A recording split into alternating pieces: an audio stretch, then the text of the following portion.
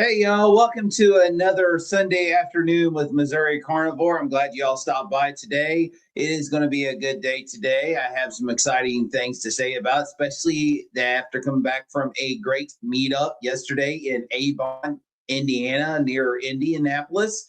And it was great to meet people in person that we share in this community. And I am beyond grateful. You even got a surprise from one of them. And so before I get started in talking about that, I wanted to say hi, had a few people here that showed up.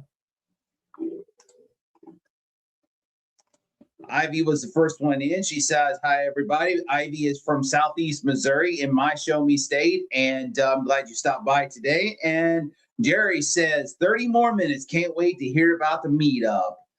And then our beloved Sandy is here. Glad you stopped here. Hey, my friend from Kansas. And one of these days, you're next, Brian. I am going to look forward in the next year to come and meet you in person because you are a great person. You have a true inspirational story from being from one point to where you're at now. It's truly amazing. Thank you. And just continue to share your story.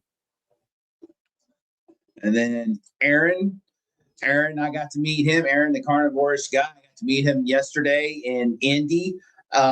This was a surprise visit. He drove 8 hours for this meetup, and it's very impressive. And I hope everything turns out okay because I know I heard that you got into a rear end collision, someone rear-ended you and hit and run. So we'll be praying for you and hope everything comes out. I know in a situation like that, that sucks.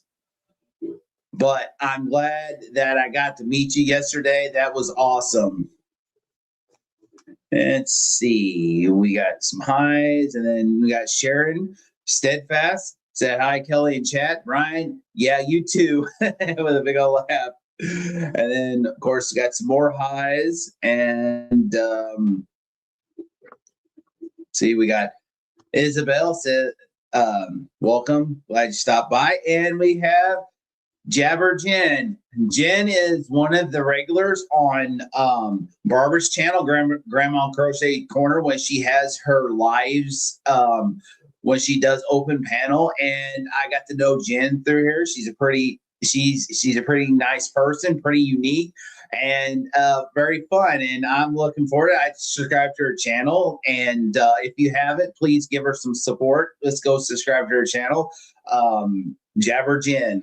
I'm glad you stopped by. Thank you. Thank you for coming by.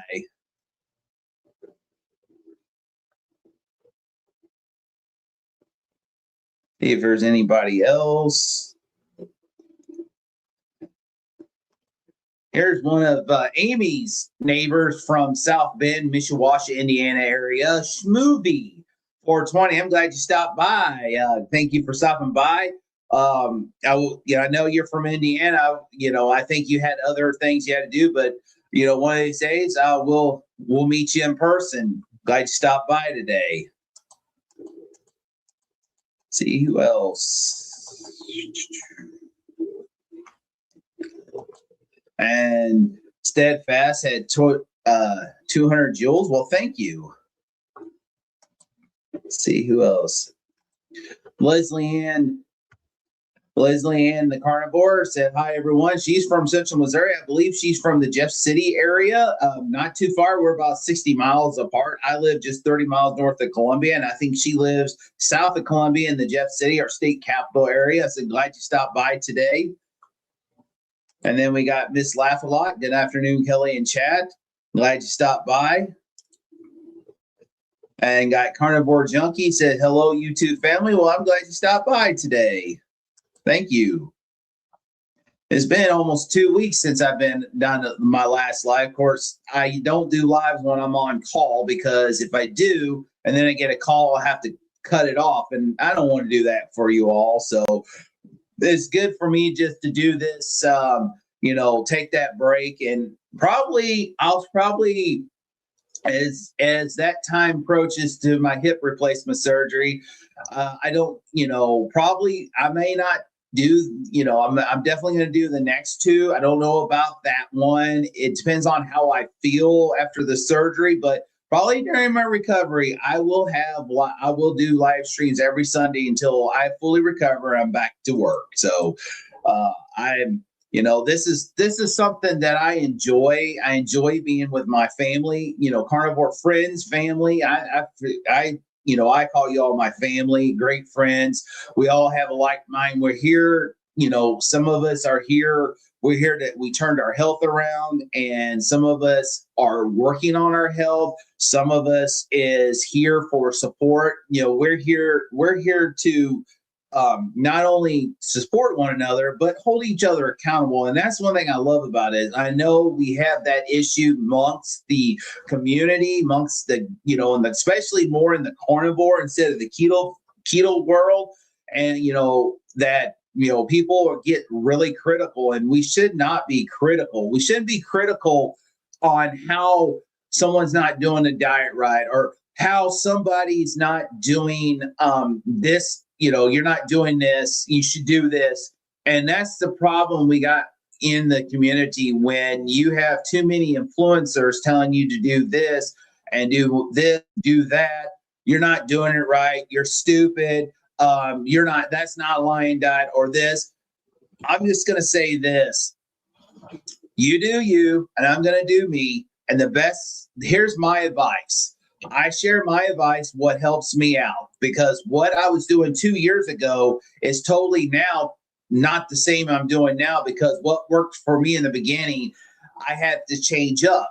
But I'm doing what's great for me, what works for me. And here's my best advice is, this is my suggestion. Hey, if you want to try this is fine. This is what worked for me. But here's the thing. I will say, do what works for you. Don't do anything based on what other things, because if you listen to this influencer and that influencer and this other person and this expert, and you get 5,000 different ways to how to do this diet or how to eat properly, you're going to get messed up. And so, like me, 2 years ago, I was on a higher fat diet. I ate a lot of fat. I ate a lot added fat. I ate cold butter. Ate a lot of butter and stuff like that. I ate a lot of dairy. And I had not a single problem. Lost 70 pounds. Well, weight stalled. And of course, I'm assuming it was just healing. Turn around a year ago, not really a year ago, probably about fall of 2025, my weight slowly crept up. I gained about 20 pounds. Notice that.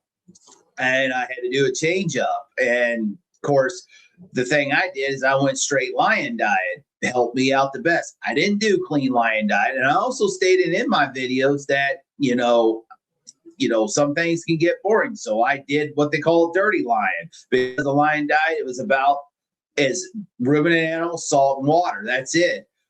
So I did coffee. I drank coffee. I had some sauces and stuff like that, because sometimes ground beef just plain can get very boring over time. And especially when, the prices is higher. So you got to go through the most affordable way to do this lion diet. And that was what I did. I did majority ground beef. Granted, my favorite way is put in the air fryer, let to get the crispy bits in there where it's kind of crispy and stuff. And that worked best for me. Now, towards the end, I kind of got less and less sauce and less seasoning, but it worked for me. My weight shifted. And then, of course, I decided to do coffee. I decided to cut off the coffee around 4th of July, and noticing that I had some different notices. Like I noticed usually in late in the afternoon, I noticed like my heart pounded out of the chest. Worked great. I stayed off coffee for 2 weeks. I decided on my carniversary, I decided to have a couple got back on the coffee. Well, I noticed in that the pounding of the heart. And so I decided to, I knocked it down to 1 cup a day. And, it was a little bit better, but still, I feel that, we have to notice how our body's changing and stuff, because I know at one time I used to drink a whole pot of coffee. I'm talking about a 12 cup coffee pot, and the mug I use was a cup. It takes about a cup and a half, and when you drink that, that's 6 cups right there for me. 6 of those cups, that equals 12 cups. And so I cut back. This was probably 3-4. This is before I was carnivore. I cut back, and then I noticed in that, and then I came back, and I'm like, you know what? I'm still feeling my blood. Why do I start feeling this? My heart pounding, and so I cut back to 1 cup a day, but I've come to the conclusion that sometimes our body starts taking and starts changing. And it doesn't matter. You can have the cleanest coffee out there or the dirtiest coffee out there. It's not going to change. It's the coffee content. And coffee has, when you look at coffee, it has a high amount of caffeine just in 8 ounces. That's 1 full cup. And so I know someone else had a video out where he explained in the community, they explained he had a kind of almost a mini stroke spell, and it wasn't the diet, and it wasn't his nutrition, it was coffee. And that's something where I'm going to have to start making that decision. Like today, yesterday I had 1 cup of coffee at the hotel room, and it was a small cup. But today I didn't have no coffee. Usually by now I start feeling my heart pounding. Doesn't have, I have it. So I have to start making decisions. Do I love drinking coffee? Absolutely. I miss having that hot cup of coffee in the morning. But I also going to have to understand that if this is going to cause this, and it may cause a problem, and my body is being sensitive to it, I'm going to have to change. Maybe I need to try decaf. And if that, if it changes, then I'll drink, small amounts of decaf. But also depends on the brand. I also know decaf, they do a lot of altercations on it. And some of the brands out there, I don't even want to be near that decaf because it's full of poison and stuff. So I'll probably look into seeing if I find a good quality decaf, and I'm going to try it. If not, I think I'm going to go with some tea.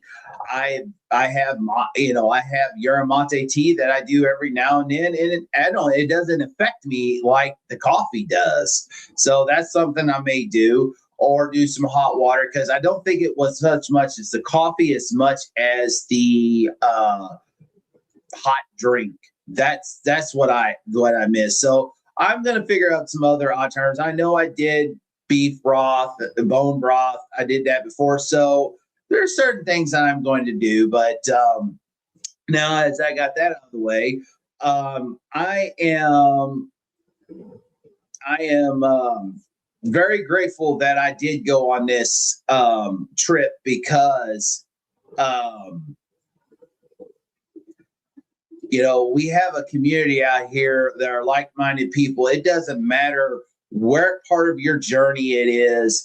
No matter if you are in the beginning, you are working on it, you are trying to reverse your health, you're trying to overcome obesity, you're trying to overcome. We're here for one purpose, and that is to support one another, to support people out there, to share our story. Because the one thing that we have to realize, government's not going to change.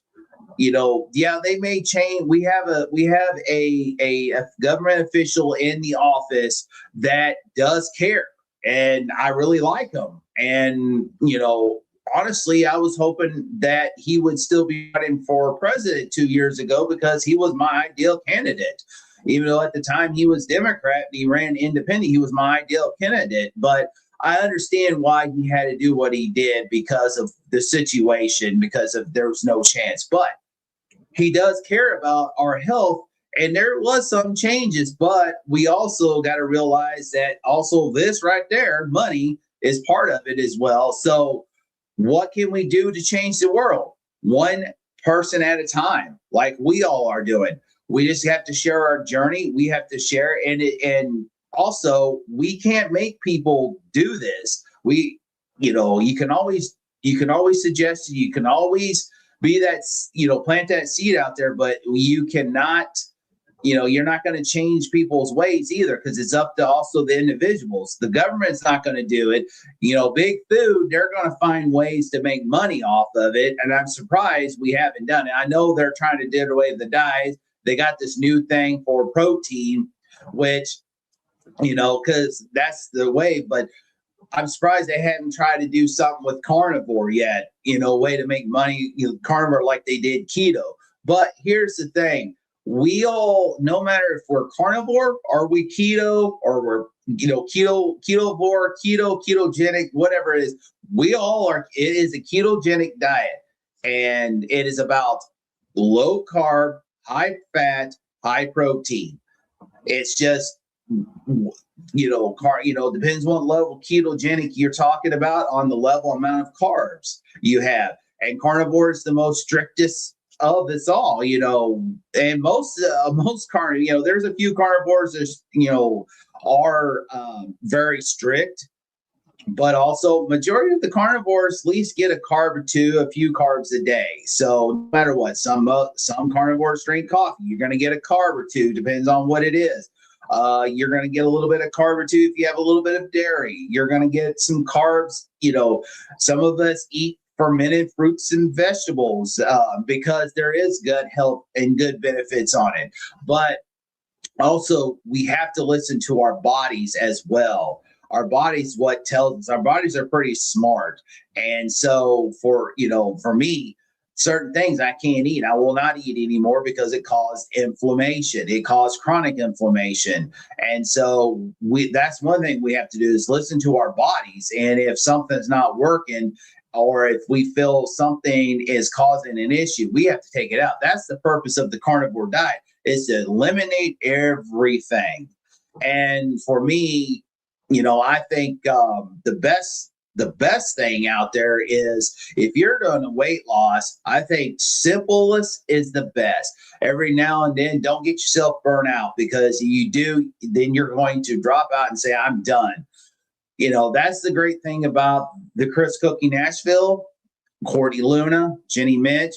I have some recipes out there. I know some of the other ones have some recipes out there. And it is great. It's great to have those. But if you are trying to heal or trying to definitely lose weight, I think simplest, most boringest way to go, and to what's going to work best for you. And for me now, is trying to get done eating by no later than 4:00. That is my biggest thing. Now, yesterday was a little bit different. I stopped I think I was in Springfield, Illinois before we headed back across. I stopped. I got some burger patties. My daughter was hungry after the meetup. So we had that. Great, that, and with the great visit. But I am just, I'm just blessed to be around these people, and so blessed. And so Aaron here, Aaron was the big surprise right here. Aaron, the carnivore-ish guy, he drove 8 hours from New York. And I was just the night before, Lance, North Dakota Carnivore had a live.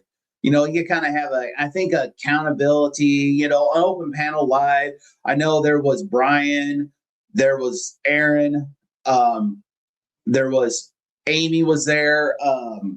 I think another guy named Ron. I haven't got to know him, but I know he was on there. I think there was like 5 or 6 people there. I think Thomas was on there too.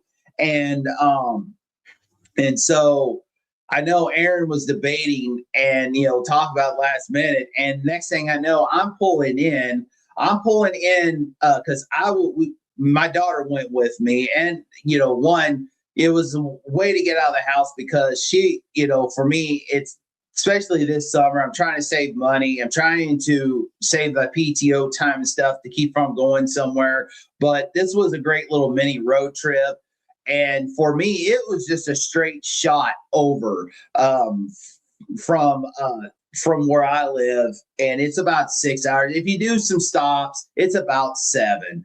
Um, and we, of course, I kind of did my more prepared. I made some sausage and egg breakfast, carnivore breakfast muffins. I dehydrated some thick cut bacon, then thick cut bacon stuff, and I got some stuff for my daughter. My daughter grabbed one, so we can kind of save some money. So it was a great road trip. But for Aaron, we pulled in into the parking lot. Of course, first thing I said, hey, I told my daughter, Cheyenne, I said, hey, there goes Amy. You can't miss Amy because of the red hair. So it was easy. So I pull in and everybody's getting out and stuff. So it's time for me to get out. And the next thing I know, here comes Aaron.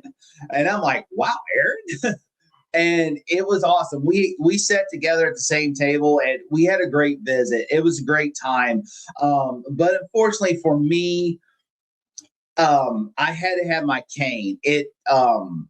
I'm feeling a lot better today. I'm hoping it continues working out. I'm hoping it's nothing to do with the hip. I think it's more of an SI joint or a muscle issue.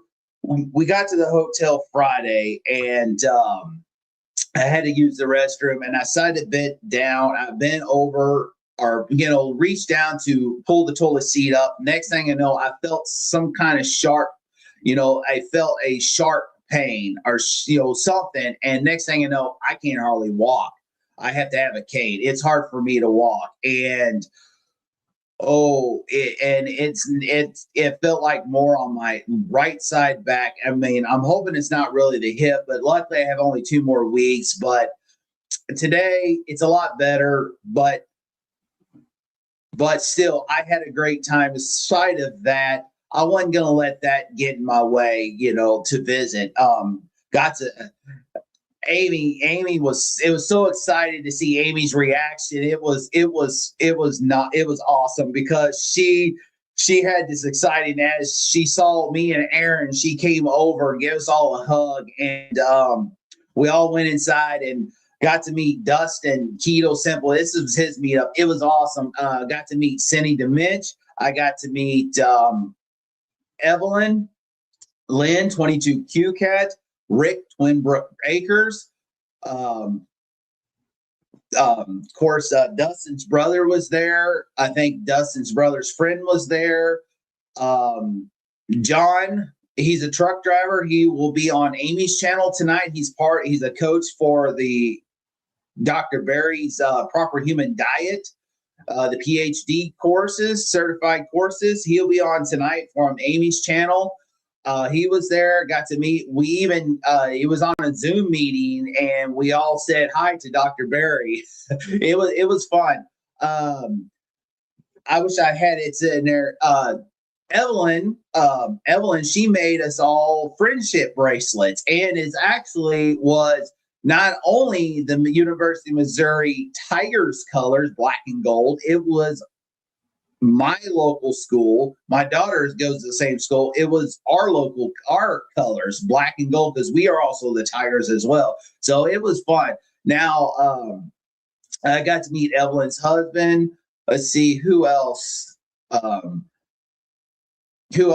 can't remember, because I'm not good at names, but it was a good time. There was 2 birthdays. Dustin's brothers had his birthday yesterday, and there was someone else's birthday was also at the same time. And Evelyn had a birthday song, and it was short and sweet, and it was awesome. If you watch Dustin's live this morning, she had a message on there, and you could hear it. It was very short and sweet. So it was fun. It was great to meet. It was great to meet every one of you all, and it was a fun time. There was about 35 of us there, and I definitely would go back again. And so Aaron drove 8 hours. I believe I was the second, longest, where I drove 6 hours. And for me, 6 hours, that was a straight shot, because the highway where we met, go right through Indy, also goes through not only Indiana, it goes through Illinois, and it cuts right through Missouri.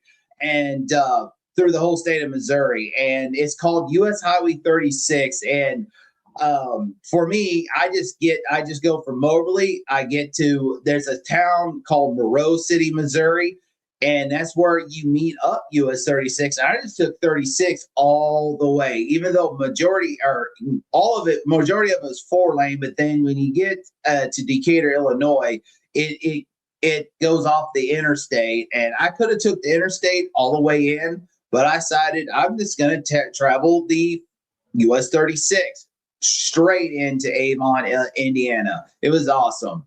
So it was a straight shot. And, you get familiar and you see another highway called US 40. This is they call it the National Road. Parts of it, I believe, is also the Lincoln Highway as well.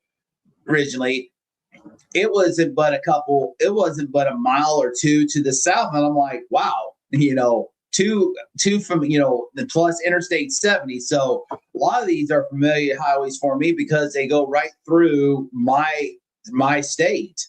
And so it was a great time. And I'm looking forward to some more. I'm looking forward to Keto Palooza. I'm really excited for because one, I know Jay's going to be there. Amy's going to be there. I believe Rick Twinbrook Acres. I'm not for sure. I believe Dustin's going to be there. There'll be a lot of people from the keto and some of the carnivore. And what's awesome is I get to meet the person that actually got me to think about changing my life. Why start? And I stole this line from him, and it was from one of his videos that he shared to help us all, to give us hope, was why start on Monday? Start now or start tomorrow, whenever you watch this video. And that's Dr. Barry. I'm looking forward to, because he's the one that really got me to thinking by just posting a video on YouTube. When I first discovered him, thought it was just a quack doctor selling some kind of supplement, but it wasn't. It was a doctor that was giving us hope then when there's no hope, because he was one of us. He was part of us. He is one of us. And I know he's gotten big, but still, I believe he has time for us. I know he's gotten big and he's helping out and stuff like that. And he has his personal life, but it is really awesome that he's still one of us. He's part of this community. Him and his wife, Nisha, they feed their kids a proper diet, a proper human diet. And that's all that matters is, the support. And I'm looking forward to meeting him. I'm looking forward to meeting Nisha Barry. And I'm looking forward to, I know Maria Emmerich's going to be there. And I'm hoping that I get to meet some more people. I believe there's going to be some representation for Healing Humanity there. I believe the Carnivore brothers, I believe Ashley is going to be there. And so I'm looking forward to this day. Let me back up here. I may be walking with this, but I'll be in halfway through my recovery, because I'm looking forward to it. That's one thing I am. I'm looking forward to getting this done. I am ready to get this hip done. I'm ready to move on. I'm ready to get it out. I'm ready to get it replaced, and I'm ready to start recovery. Because I know it's only got like about 3 more weeks left, but I don't know that if this is just a muscle that I pulled and it just hit the SI joint, like really, and it, kind of like maybe where I popped out of the place, or it might have been I pulled something and that's what it is. Because today it feels a lot better today. Like I still have to walk with the cane, but I'm not walking where I have to stop and hold because I feel something, but it feels more, below that. But as time goes, this hip will be replaced. I'm looking forward to the recovery. I'm looking forward to getting back out there. I'm looking forward to having a normal life. And I'm looking forward to where I can be able to be more active. I mean, I'm pretty active where I'm at, but I am limited right now because of the hip. There's stuff that I still need to do on this property that needs to be done, that I have put off for, a few years that needs to be done, but it'll get done. And, but the one thing I'm looking forward to is some actual, adventures that I want to do next year. One of them is biking the Katy Trail. It is the longest bike, rail to trail system that we have in the country, and I'm looking forward to biking that. I want to do the whole. I want to do the whole thing. I may have to do it in spurts, but I'm going to ride the whole thing, from one end to the other. I want to get a kayak. I want to float our Missouri Ozarks. We have some of the nice, awesome spring-fed, crystal clear rivers and streams. We have, and even in my area, we have state parks. We have some rolling hills. We have we're known for the most cave systems. I love to, go tours to the caves. Like we have one in Hannibal, Missouri called Mark Twain Cave. We have fantastic caverns. We have Merrimack Caverns. We have Jacob's Cave. We have another cave system down to Lake the Ozarks. And so, yeah, I want to tour these caves again. I want to tour more of this, and I want to take y'all. I want to video it on. I want to blog it, and then definitely there's some things in Arkansas that I want to do. One of them is you can go dig. Excuse me. You can dig for diamonds, and I want to do that. I want to go down there to the diamond field and see if I can find diamonds, because that's something that you can do, and it's just the next state over. So I'm looking forward to the next year. Let's see if we have anybody else come on.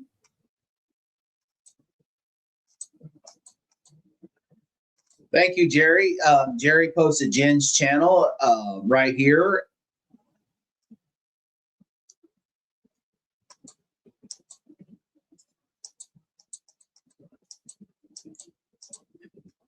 Jerry posted Aaron's channel, so make sure you give him some support as well. Both of them, Jen and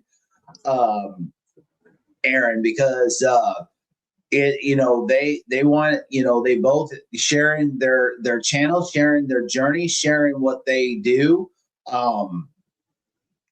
And because one thing is like we're here. That's why, we're not here to entertain. We're here, like my channel. I'm not here to entertain. I'm here to share my journey with you all. And that's the beautiful thing about our community. So let's see. Uncle Charlie stopped by today, said, "Good afternoon, my brothers and sisters. What a beautiful day in God's paradise." Well, thank you for stopping by, Uncle Charlie.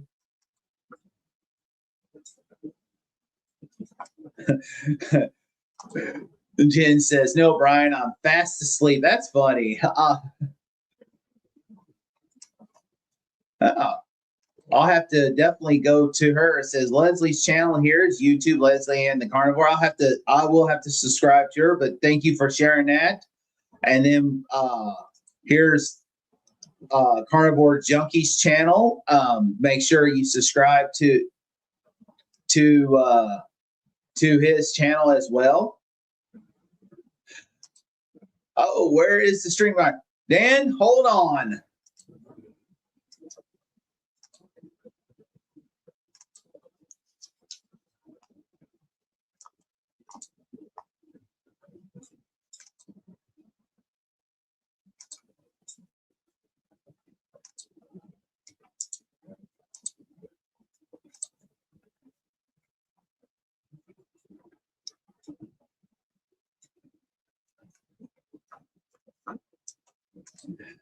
All right, where was it? Dan says, "Where's the StreamYard link?" Dan, if you're still here, I have it posted. If you want to come on, there it is. I do have it pinned at the bottom, or I guess me, it's the bottom, but it should be at the top for you all.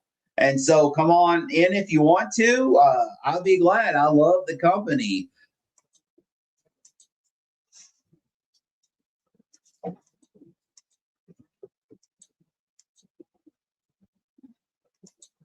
And then also Jerry says Brian's channel will be coming soon. I am looking forward to Brian because Brian will be a huge encouragement because he not only does, long that does fasting and stuff like that, but also he knows how to do the Dr. Voss thing. And I know one of these days I'm going to try that. Right now I'm just kind of getting through, so I'm just going to I'm going to try to continue to do, but I'm trying to work myself up to the sardines because I'm not a big fan of sardines. I tried them. I thought they did go good. They didn't come up so well. When I burped, the taste did not set well, and I have not touched them since. But one of these days, I'm going to get over that. Dan says, "Hey everybody."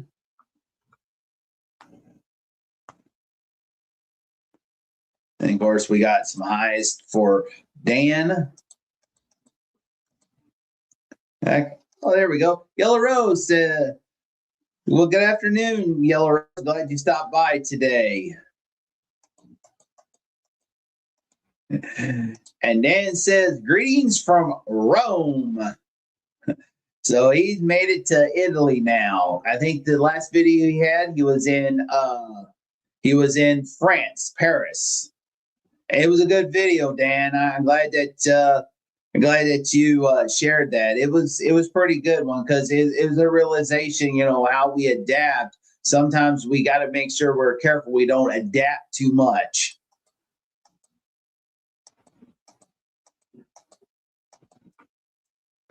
And Aaron says crispy ground beef. Yeah, I love crispy ground beef.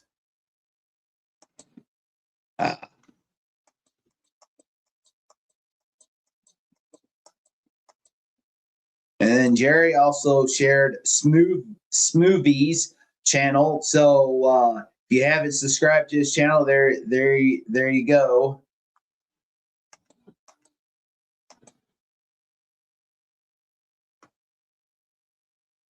And then Dan says, "Take care, everyone. Please keep slaying and roaming the streets of Rome, staying strong on Carnivore. What an experience, strong life."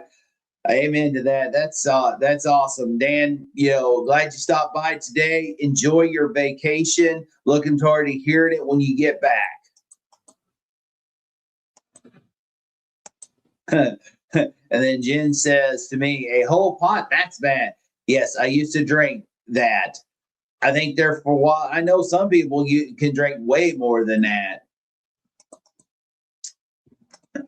Jerry shared Dan's channel here. Make sure you show him some support as well.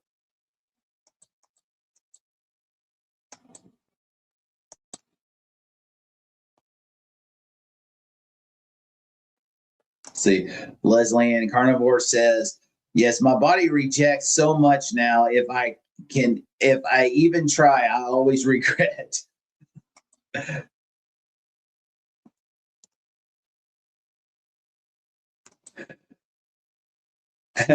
And Brian said to Jen, "Coffee's good, Jen."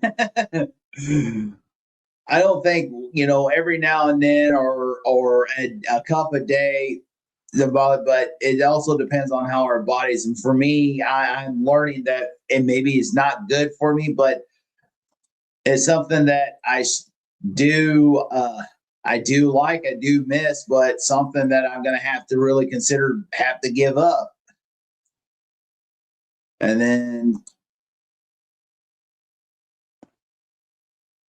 here is Super Sharon, must be Steadfast's channel. And so, yes, be sure to support her as well.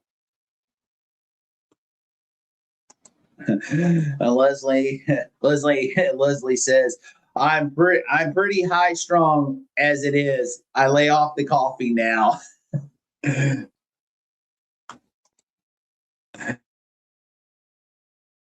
One cup, good job, Jen.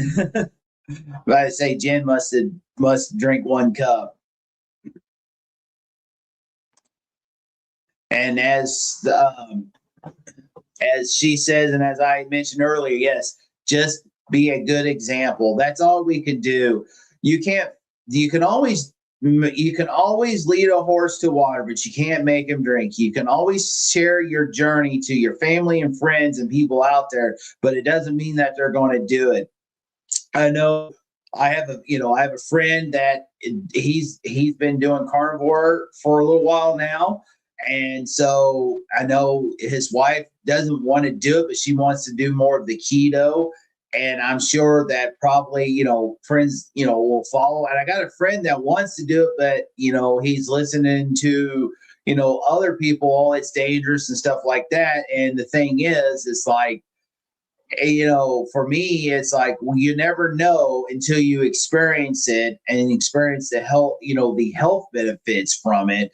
And the best thing to do is just rip the Band-Aid off and go. It's like, listen, are you going to listen to others? Because, if you're listening to others to stay on the standard diet, eat this junk food, use the seed oils, the heart healthy stuff and stuff like that, instead of stuff that we know that has been proven for years and years and years, and then all of a sudden things just changed in the last 50 years because we're told those are bad, but yet we know that it works. They always say red meat causes cancer. Red meat is pro-inflammatory. I even heard that from my doctor. I heard that from several doctors. If red meat, ruminant animals, is pro-inflammatory, then why, I like to know, can you explain why I'm not feeling any chronic inflammation? And many other people out there that did the lion diet, I know Dante Ferrigno, he's doing the lion diet again. That's how he lost most of his weight, and that's how he healed. Michaela Peterson, that's where the lion diet started. That's what she did, and she healed. Her dad kind of did that, and he healed. There's many people out there that reversed their symptoms just on ruminant animals.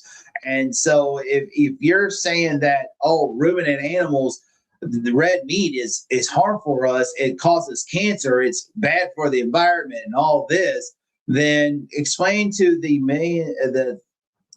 thousands and the millions of people that are doing this, and they have different results.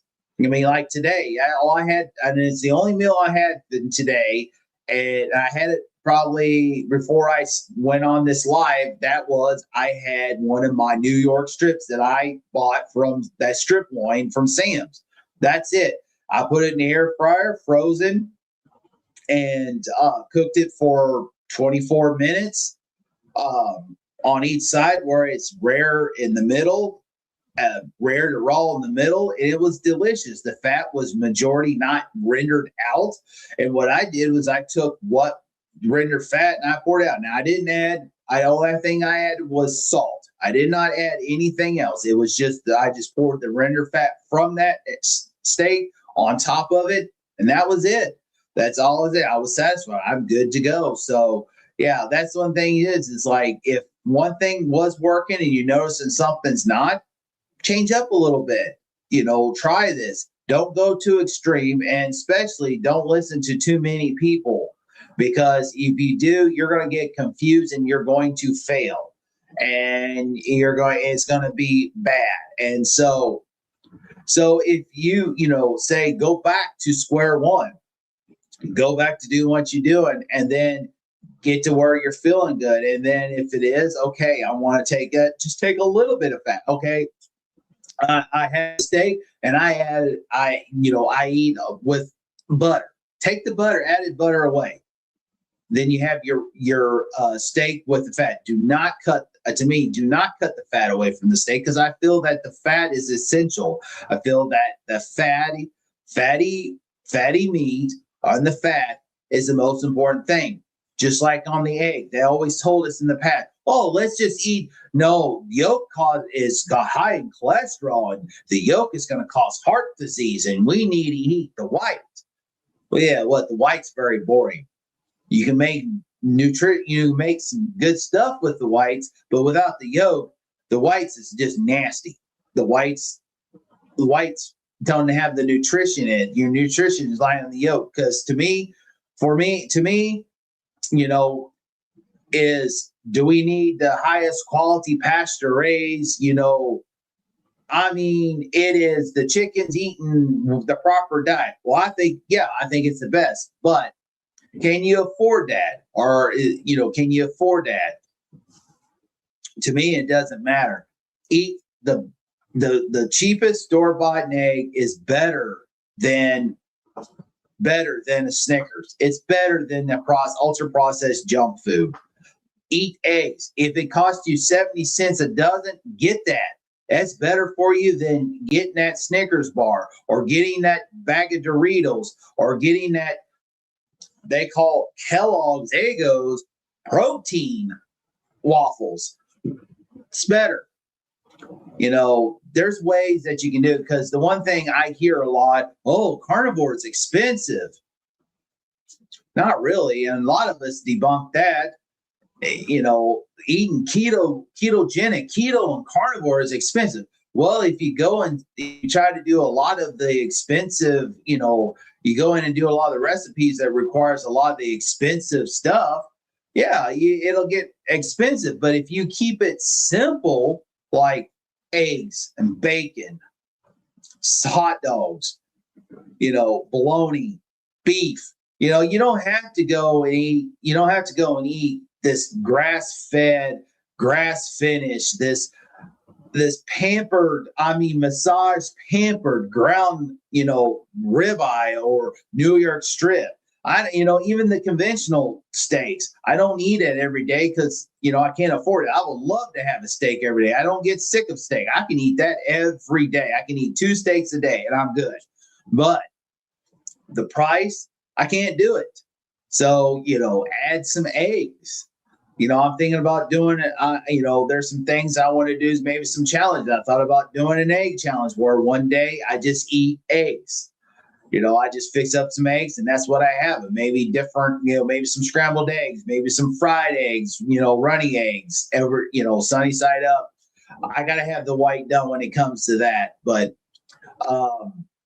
that, or making, maybe, an omelet, omelet without cheese and stuff like that. Something like that. I was thinking about that, doing a challenge like that, or a couple days. I thought about doing maybe some, there's some other affordable, hot dogs, you can go and get hot dogs. You can get bologna and stuff like that. Is some of that bologna and Polish sausage and hot dogs and stuff, is it perfect? No. Is it a health food? Yes, I think it's a health food. It's better than getting ultra processed junk food. Is that all you can afford? If that's all you can afford, get it. Does it really matter? It's meat. No matter what. Because here's the thing. You go try to get, it talks about, they talk about how bad nitrates this, nitrates bad at that. Dr. Berry explains it very easy that, nitrates, if you look and do your research about celery seed and some, because, some vegetables, some spices, stuff like that, you're going to get nitrates. And like one of the things they use for curing or they do process when they do what they call organic or organically, processed hot dogs and stuff like that. If you look in the ingredients, it's got celery seed. If you research, it is high in nitrates. So different if you're going to get the nitrates that they're putting in or the other celery seed version of it. So does it really matter? If you can afford it, do it. You can make things, I do that too.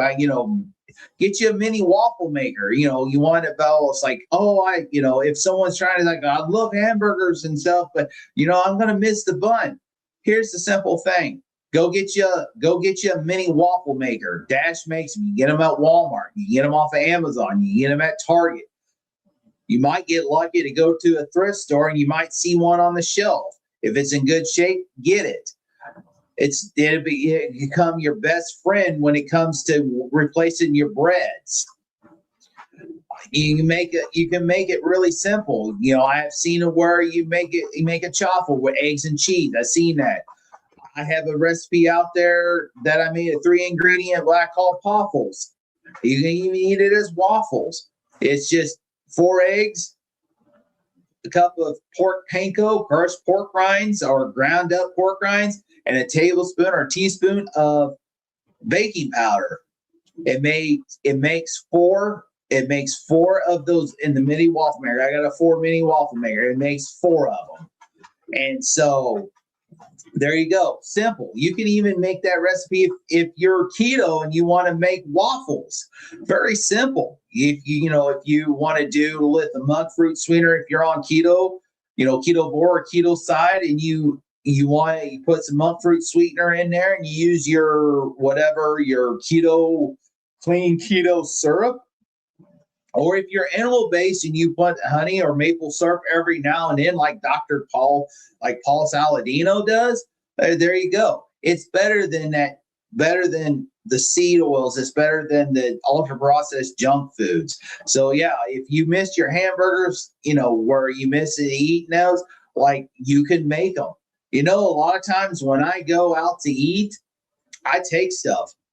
When we decided to go to Chili's Friday night instead of just going to get some burger patties or somewhere at Culver's. I saw that, there's a Chili's close by. What I do, of course, my daughter had to go get them, but I got those egg life wraps. Are they 100% perfect? No. Are they healthy? Absolutely. They're better than the regular tortillas. Went to Chili's. I got the pick 2 fajitas, and of course I decided to get guacamole on the side. Just had that. I said no tortillas, no beans, no rice. That part. I went ahead. I didn't eat very many, but a few of the onions and peppers. That's it. But they were cooked. It was great. That's what I do a lot of times. I will take my stuff with me, especially on a trip. I will take the chaffles with me. So if I want to have a hamburger or a cheeseburger, if we stop on the road somewhere and I want a quarter pounder cheese, but I want to eat it just like the quarter pounder cheese, I take my stuff with me. That's how I do it. And, should you be embarrassed and ashamed? Absolutely not. You may be people look at you different, so be it, because, you're changing your life. You're changing the way you eat. You're changing your lifestyle. You're changing your mind. You're getting that mindset that if I eat this way, the standard American diet, all this junk food, stuff like that, the ultra processed foods, I am either going to end up being a type 2 diabetic or I'm going to die. It's a death. It's either life or death. Do you want to live and live a good quality life no matter how many days you have left on earth? Or do you want to live 20 years miserably in a chair depending on medicine and drugs? Brian, if you haven't listened to his story, especially on Dave Mack or Amy's channel, I highly suggest you go there. Brian has that incredible story. And that's the one thing that inspires me to do this. We all have our struggles. My struggle is different. Some of you know my struggle, some of you not, but one of these days it'll be over with. This struggle I go through is worse than what I'm getting ready to go through recovery and losing 40% of my pay for 2 or 3 months. I'm not worried about that. But this is why I enjoy what I do.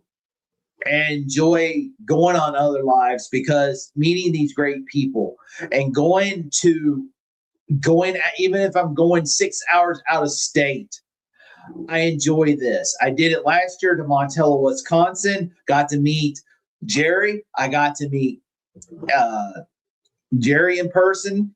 I got to meet Dr. Kiltz, the great Dr. Kiltz, Dr. Tony Hampton, Coach Lisa Pickard, Adam Lacey, Carrie Mann, Jen, their girls, Dr. Nelson, Lynn DeVicki, her husband, and many other great people that was there. It was a great time. That's why I enjoy doing what I do. And going to Indiana to meet up with Dustin and Amy, and a big surprise from Aaron, and got to meet Lynn, got to meet Evelyn, got to actually meet Dustin in person. It was great. It was a great time. This is why I do love doing this. It's part of a community, not only to share, but also it helps me out greatly because I have great group of people that are like-minded and that they're here no matter what. And I'm so beyond grateful for you, each and one of y'all. And each and one of y'all are out here. And that's why I am just happy, that even meeting more people like Brian. Brian is a great guy. Brian, I'm going to tell you, Brian, I can't believe you're 61 years old. You don't look like you are no older than me. I thought we were about the same age until you said that you were 61. I'm like, wow, he's 11 years older than me. And he doesn't look like that. That's how. And speaking of Brian, hey, you're 61. Yeah. 61, I'm 60. Oh, you're 60. I'm sorry, I'm making you too old. But still, I mean, you don't look like you're 60 years old. You look young. And so it's incredible. Thank you, sir. It's incredible. And sharing your story, that's one thing it's like sharing your story out there. I watched your story besides Amy, but I saw your story with Dave Mack, and it's truly inspirational where, it's like all of us, it's either live or we're going to die. And no matter if I only have one day left on earth, I'm going to choose to live. And I'm going to live a quality life. And that's what we're here for. So thank you for everything your journey, sharing it out here. And we're looking forward that your channel in the future and everything. Thank you, sir. Hey, I have a horrible echo. I have a horrible echo. Okay. What do I need to do? Do you do you have like your YouTube on, like your like you hearing two? If not, usually if you mute your YouTube, you should go away.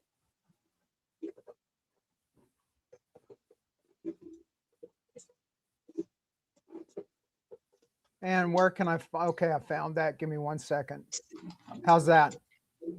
That's better. I didn't really hear the echo. So you're probably, because you have that on, and then you're here with the live, so you're hearing both the echo and both the live stream and the YouTube. Yeah, I got that fixed. You were talking and it was still running through my stuff, and I'm sitting there going, I don't know what I'm doing. I don't know what. Very nice. Very nice. Kind words, sir. Kind words. Thank you. Yeah, I appreciate it. Well, so how are you doing this fine day? I'm doing good. Well, okay, come here and say hi. My daughter wants to say hi. So, but yeah, it is good. I only have two. Sorry. Hold on. I'm sorry.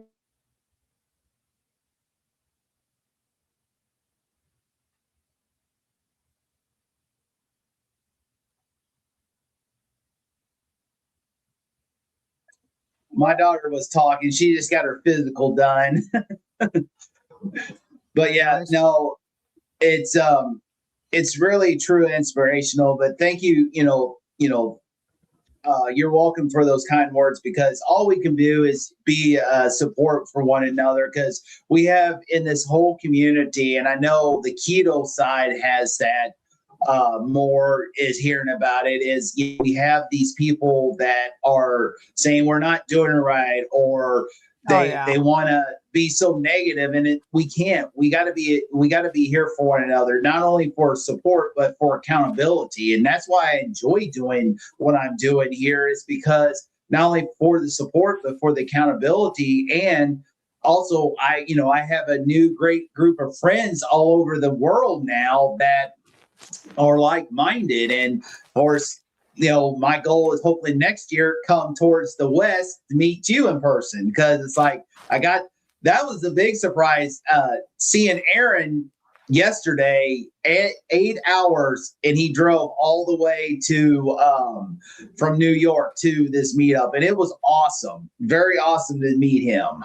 I think it would be more shocking, to meet Aaron.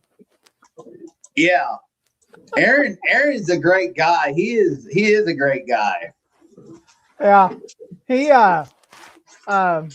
I was messing around, and I did he said send me a picture for his thumbnail nail, and I was messing around, and it came back and bit me. So he has a thumbnail he's holding over me and holding me hostage. Yeah, I saw it. He showed me that picture. He got you dressed up in all Buffalo Bills, and it's like, oh, wait a minute, these are fighting words here, because we had, on our end we got the Chiefs, and then out there is the Buffalo Bills, and it's like, wow. He will pay for that. Yeah. Oh, Yeah, funny. Yeah, we had a great conversation yesterday, because he said, we all said, my daughter said we all sat at the same table, but the one thing is that as we were pulling into the parking lot, I found a spot a little bit closer, because I don't know what happened. All I did was just bent down, or just lean down just to lift the toilet seat, and next thing I know, I had some kind of pain and I couldn't hardly walk. And I'm like, I don't think it's the hip, because it's a little bit better today, but I still have to walk with the cane. But I roll around, and here comes Amy driving around to find a parking spot. I told my daughter Cheyenne, I said, there goes Amy. You can't miss the red hair. And so it was nice. And then the Aaron was the first one that we got together and talked. What? Hold on. I was making it to where you could still talk. Oh. I was going to play sorry tonight. Oh. Yeah. Sorry, I was just trying to make it to I'm sorry. Yeah, I get distracted really easy. I'm so sorry. You're good. I'll leave you alone now. Dude, come on. I get distracted really easy, because I'm going to try to focus here, and then she distracted. But that's all right. But yeah, you're good. Aaron gets out, and of course he was the first one. I'm saying, you got to be Aaron, and he said, yeah. I was like, you drove all the way. We were just talking last night. He was like, thought about this last minute. We were on Lance's live, because I got the tail end of it. I was sitting there every time he would sit there. I was going, you need to go, just go, and he did. Yeah. It was wonderful seeing all the pictures, and I was able to go into Dustin's live this morning, and Dustin had a whole bunch of pictures, and Amy posted last night. So it was, and she was on Grandma's channel. So that was nice. Yeah, I can't wait until I get that opportunity to meet all you guys and go to those. I would love to have a meetup here, but nobody would come because the 8 hours for everybody else would be a day drive or 2 days.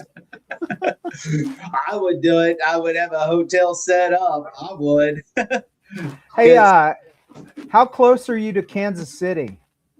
I am only 2 hours from Kansas City.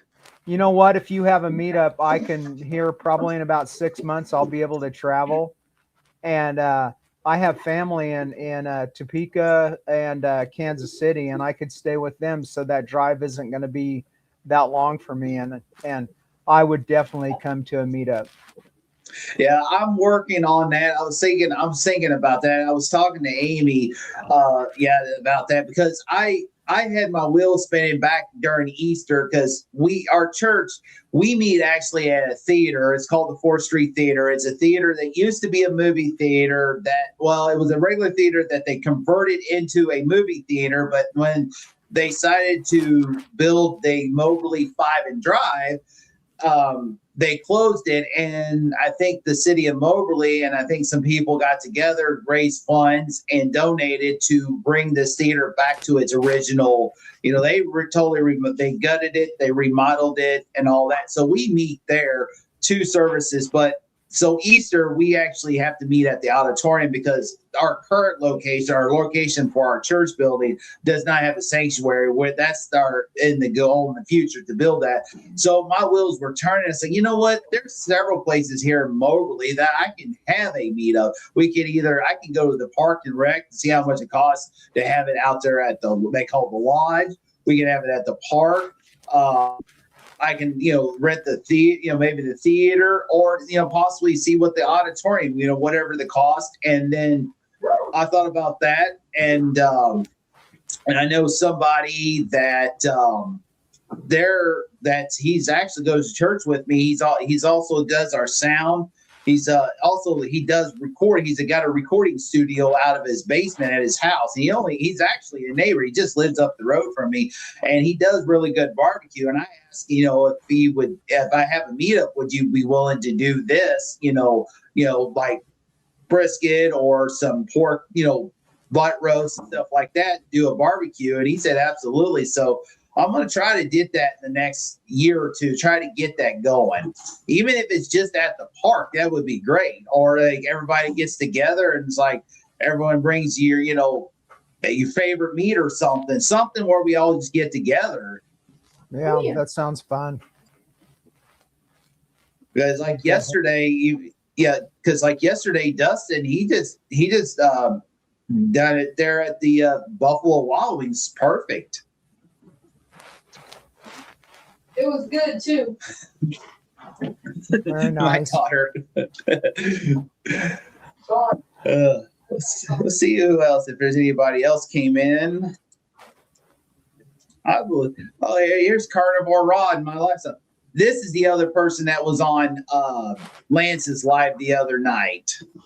So yeah, I saw him. Said hi to him. He was in here. I don't know if he's still in here. But I did a interview with Ron the other day, and he's got a really interesting story too. And he has some really good interviews. So if you haven't checked out Ron's channel, go check him out. I'll definitely. He had Bella on not too long ago.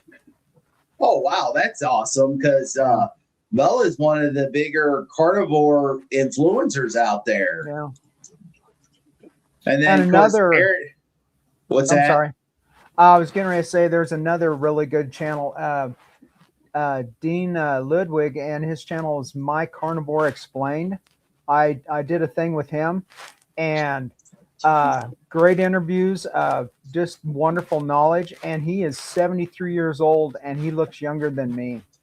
Just stunning. Oh wow! And I have to. But I'll check his channel out. I bumped into him by accident. I was waiting to go to Lance's, and so I was just messing around, and I came across his live, and I went in there, and it was crazy. At the exact same time, Adam told everybody to go check him out. So a whole bunch of people all came in into the live at the exact same time, and he's got a really good interview with Dave Mack and Adam and several other people. So yeah, good knowledge. That's awesome. You start to, there's other people out there you don't realize you actually just bump into them. Oh yeah. And then Aaron, he was mentioning about Culver's. He said he did have some Culver patties on the way home, so he got his Culver's. I'm sure he did. Culver's awesome. Let's see, and then I think Jerry, here's Carnivore Ron's channel. So if anybody haven't seen him, let's go over there and subscribe to him. You're looking through the comments. Do you not have a monitor? Like someone that monitors comments? Yeah, that they do. Oh. They do. These are, but I'm the only one that'll pop up. Sorry for interrupting. Am I annoying? Let's see. See if there's any other ones. Anybody else? Oh, here it is. Aaron, that's the one thing about it. I wish we had a video of Amy's reaction when she saw us. Boy, I'd never seen a person's eyes got lit up so big, and she hollered, and I mean, it was full excitement when she saw us, and it was awesome. It was an awesome time. I'm definitely doing this. I love doing this again. Mm-hmm. Yeah, it looked fun. And I always like the chance to meet new and interesting people. Yeah, that was the thing that was interesting about going to these meetups, because I know Dustin. I never met him in person, and I got to meet Aaron through the live streams, Amy through the live streams, but I got to meet him in person. But Lynn 22Q Cat, Rick Twinbrook Acres, got to meet him in person. Evelyn, Keto Helpline, got to meet her in person. She made us all friendship bracelets. Wait, can I get one and show it? Yes, go ahead and bring it. I'll bring mine. And so that was, and then how long were you guys at the restaurant? Well, actually, we were there for about 4 hours, but then we were there outside for an hour. So here's the bracelet that Evelyn made everybody. Evelyn was one of my favorite people there. She was such a joy to be around. Same with Amy and Aaron. Very nice. Yeah. So it was a great time. That's the fun part about these meetups. Sometimes, we're like, I don't know if I want to go, you have that sometimes that anxiety. I don't know if I want to be able to meet somebody, but then it's like, no, I don't have that no more. And I want to get out there to meet others. And so that's one thing I do is I look forward to that. Well, I noticed listening to you that you had a change. And how you were describing stuff and everything, and the change came over. I noticed that you were talking about wanting to do stuff, wanting to go out and kind of change up some of your stuff that you were doing, travel and your bike path and everything. That was pretty cool. Hi, Rick. Yeah, oh, he's silent.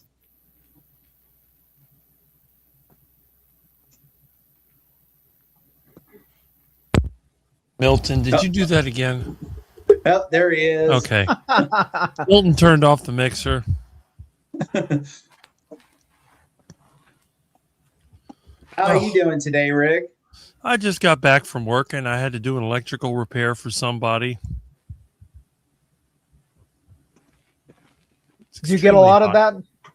I get these little jobs at the strangest times. I worked this morning. I came home. I was going to put away the rest of my car that I cut up. Then the phone rang. It's one of my customers. The light stopped working. Like, okay. It was just a switch, but, a $40 call. No big deal. Every little bit helps. Oh, yeah. That's right. $40 still buys food. Darn tootin'. Where is my money? Leslie in the Carnivore, asked, can you tell us what happened to your hip? I missed that conversation. Well, the only thing I don't know what happened, why I got to have this hip replacement surgery. The only thing I'm thinking of is I had a fall from ice probably about 6 years ago, and not realize that I damaged it, or it had some kind of labrum tear. And when you get up, you not realize it. You have that issue until years down the road. And that's what happened to me. Now, if you're talking about what happened, the other night, all I did was I just went down and lifted up the toilet seat. Next thing I know is either I pulled a muscle. It's a lot better, but it sucked for the last, Friday night and Saturday that it was hard for me to walk. But today's a lot better. I, still have to walk with the cane, but I'm getting around a lot better. I'm walking a lot straighter. I'm not hunched over. I'm not having to stop and catch myself. I saw a picture on Dustin's live of Kelly. You look pretty good. Thank you. Yeah, you're one of the ones everybody talks about, aging in reverse. You look night and day. How tall are you, by the way? I saw some of the pictures you were standing, and you were over a lot of people. I supposedly be either 6'2" or 6'3", but because I have this discrepancy in this hip issue, and once that gets fixed where I can stand up straighter and I can get the discrepancy fixed, I should be at least 6'2", 6'3". Mm-hmm. Yeah, the internet lies about people's size and height and everything, and then when you see them in real person, it doesn't make any sense. Yeah, I know in the carnivore community, I am the tallest. Yeah, I saw a picture of you and I think it was Dr. Baker, and you were taller than him. That's right. No one in my family has ever been this tall. But then again, no one's been carnivore since '83. Nope. They used to tell me, if you don't eat your vegetables, you're not going to grow tall. Oh, your teeth are going to fall out, blah, blah, blah. And I haven't been to a dentist since '86. Look at how white my teeth are. And Carnivore, that's the weird thing about one of the weird things I noticed about carnivore was my teeth. Just wonderful. Mm-hmm.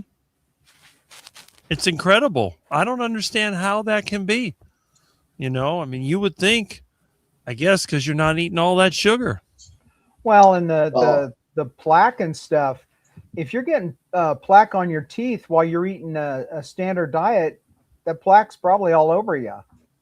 I've never had plaque on my teeth. Very nice.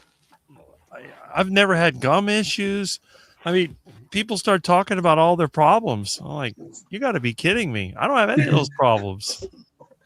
Yeah, I'm like, I go to the dentist every 6 months, every 6 months. And I'm like, do we have to do the fluoride junk? Because I don't even use fluoride toothpaste. I use the cleanest store-bought toothpaste, fluoride-free I can get.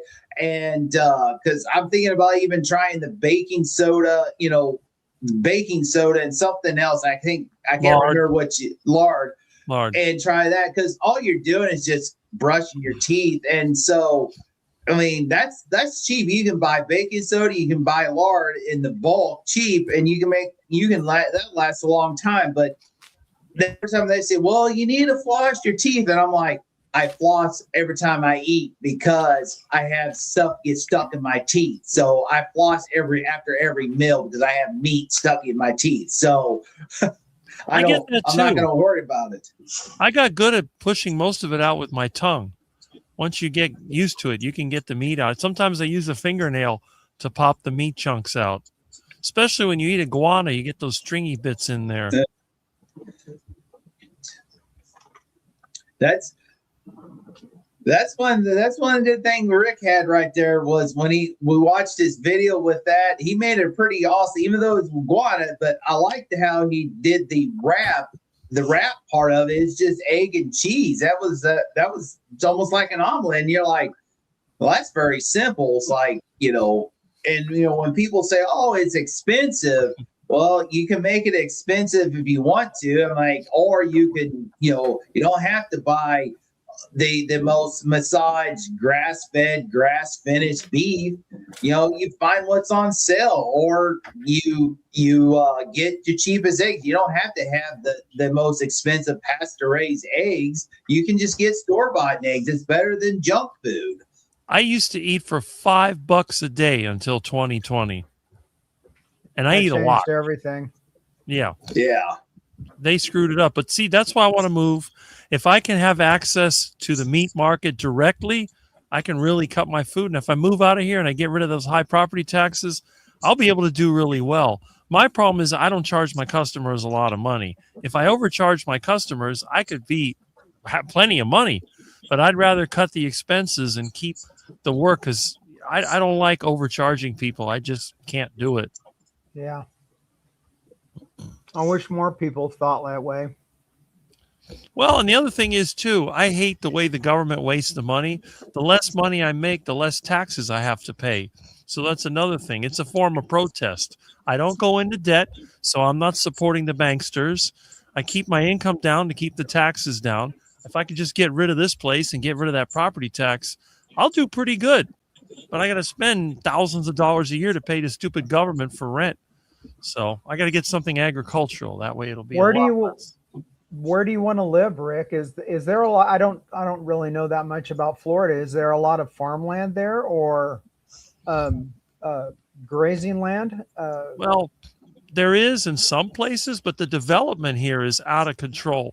There's so much money. The Federal Reserve just chucked billions into the banking system, and the easiest way to launder money is through development. So they've been building houses and shopping centers and warehouses and everything all over the place. In my county, they wiped out all the pasture land. There is zero pasture land left in Miami-Dade County, zero.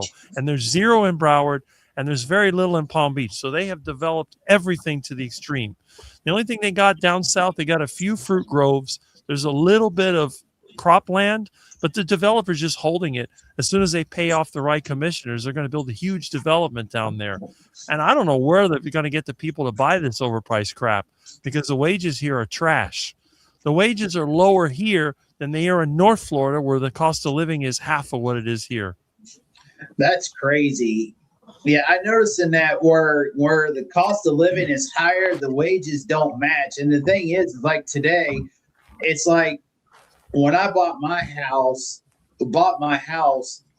Granted, it's brand new. It's a manufactured home. I got it for $75,000. Today, that same home is $150,000 to $160,000.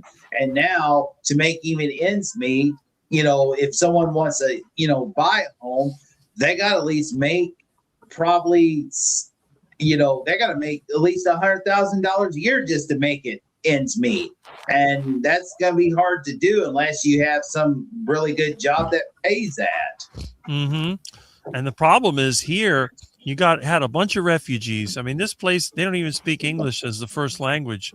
So there was a lot of competition for crap jobs, and they treat the workers like garbage. So nobody gets any kind of pay. I mean, it's a joke. Miami really is for scammers. You got the crypto scammers. You got the internet influencers. They ride around in their rented Ferraris. They live in their black, white, and gray stack and pack apartments. That's a whole Miami scene. Crappy nightclubs, slutty women. It's just, the AIDS capital of Florida. It's a pathetic place to live. But I don't Rick, actually. Do you want to stay? I'm sorry. Do you want to stay in Florida, or would you be willing to move somewhere else?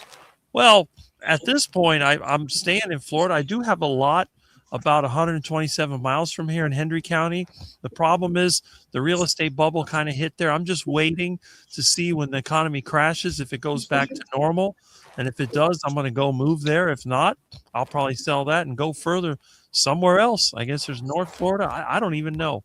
The thing is, I got to wait for this ridiculous central banker pump disaster to implode, because I don't want to get trapped in it. I go there, and next thing you know, I'm surrounded by shopping centers. It's like, man, I got to move again.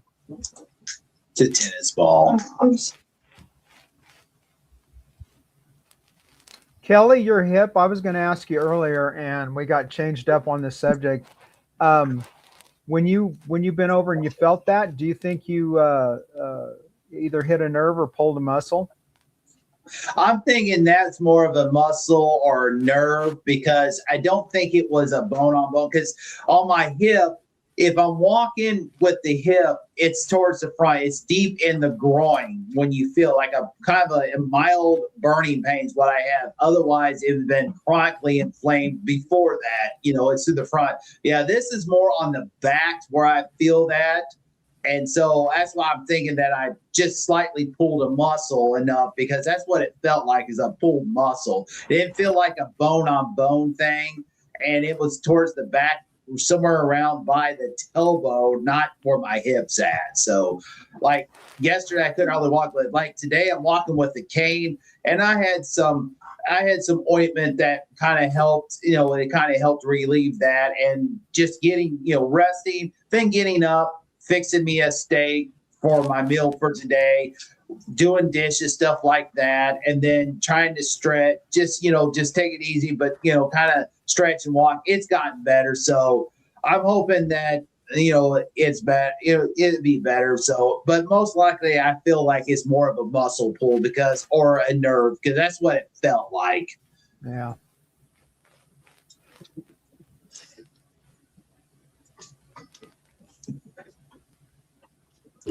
I wonder if because you're heavy is why you're more likely to get your hip damage. Because I've had a lot of falls myself, and I never did any injury.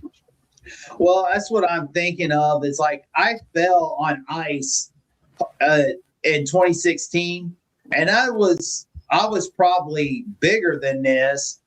I was probably in the low 300s then, and that was fine. But then in 2020, which I was much heavier than, that's before I, went keto. That was a year before I went keto. Yeah, I fell exactly in the same spot with, the exact same scenario. And that's when I, after I got up, everything was fine. But then I noticed that everything was over time and started getting stiff. But I say heavy, the heavier the weight has something to do with it. Because I know 10 years ago, or no, 12 years ago, no, 13 years ago, we were tearing down a TV, a projection screen TV. I was a lot younger, and so I went and did a kick thing. Of course, I did the stupid move, and it rolled away, and I went down on the parking lot, and I was fine. Of course, I was also in my 30s too, but still, well, I was fine, but like in 2016, I got up, I was fine. I had my full mobility, but 2020, when I fell on ice, I was fine for a little bit, but I noticed that every time I tried to bend over on my right side, I noticed that it was getting harder and harder each day to bend over to tie my shoe to the point that, it's damaged. And most likely I probably could have ended up with like a labrum tear or something like that, something simple. But then not knowing that you have a injury and a physical injury, and it got worse.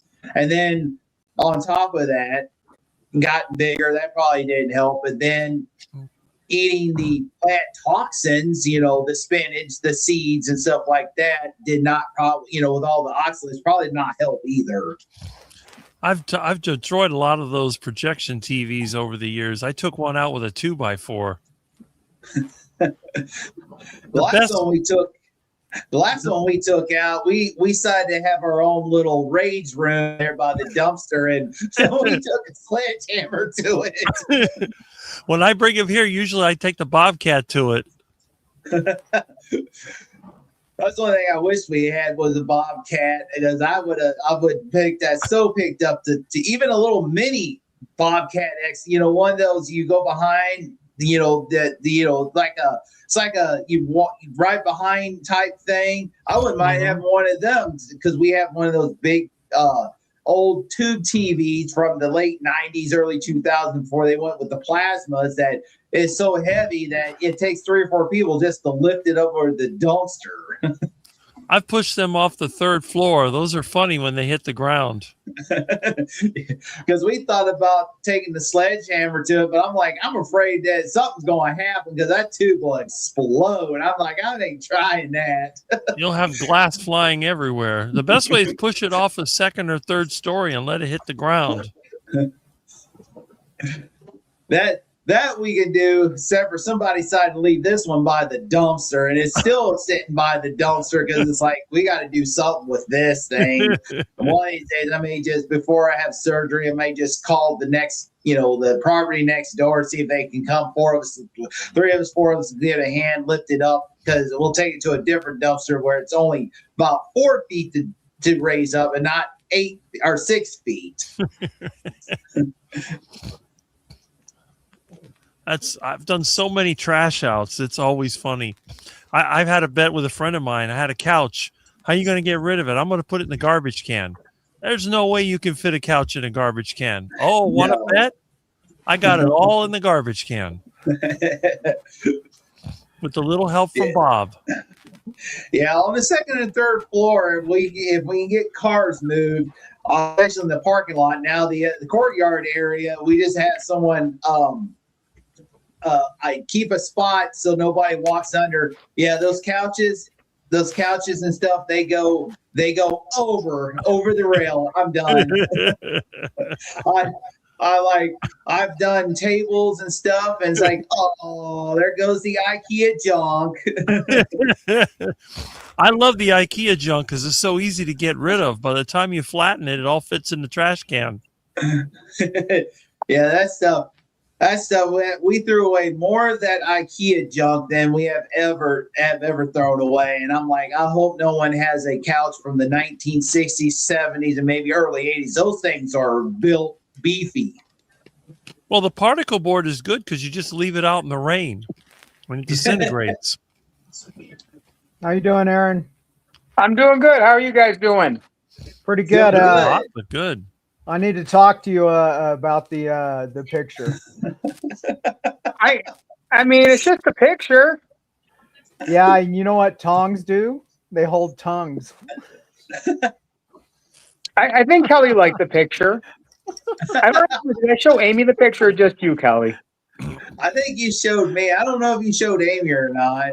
I don't remember. But I made it home safe and sound after getting rented by some jerk.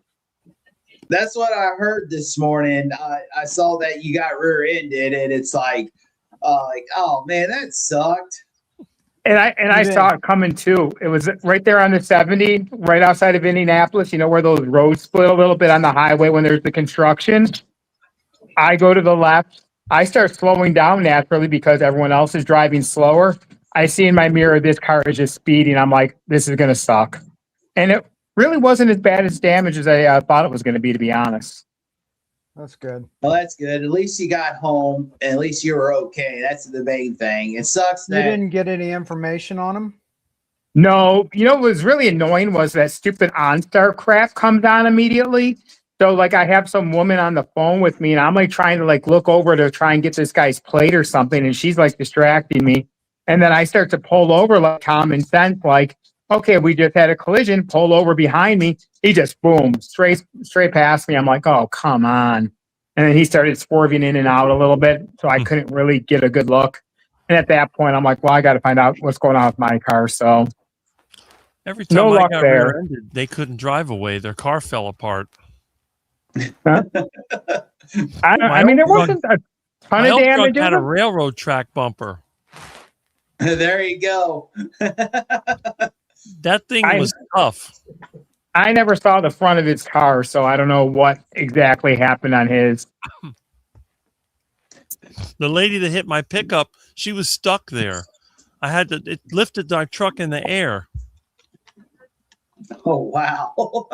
The other one hit my Bobcat trailer. Her car came apart in pieces. That's something right there. That's what you got to do is protect. That's what I liked about the older vehicles. Like I had a 94 F-150, a 90, just like an F-150, just like what Rick's was, a brick nose. And those things, even though, they were built better than what we have today. And I had a brush guard on my truck. And then, of course, I accidentally, I guess a semi truck pulled out and I was heading to work. And I couldn't get stopped in time, and I didn't have no damage on my truck, but a 78 Monte Carlo, it crushed the trunk in, and the 78 is pretty much tougher than a 94. Mm-hmm. Amy, I'll email you that picture. I have it on my phone. I'll email it to you.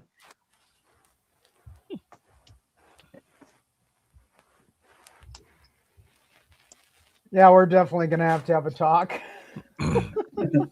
I can add you to the picture, Brian. Let's have a meetup. I can add you to this picture. No. I think I have a picture to add. You're a good man, really.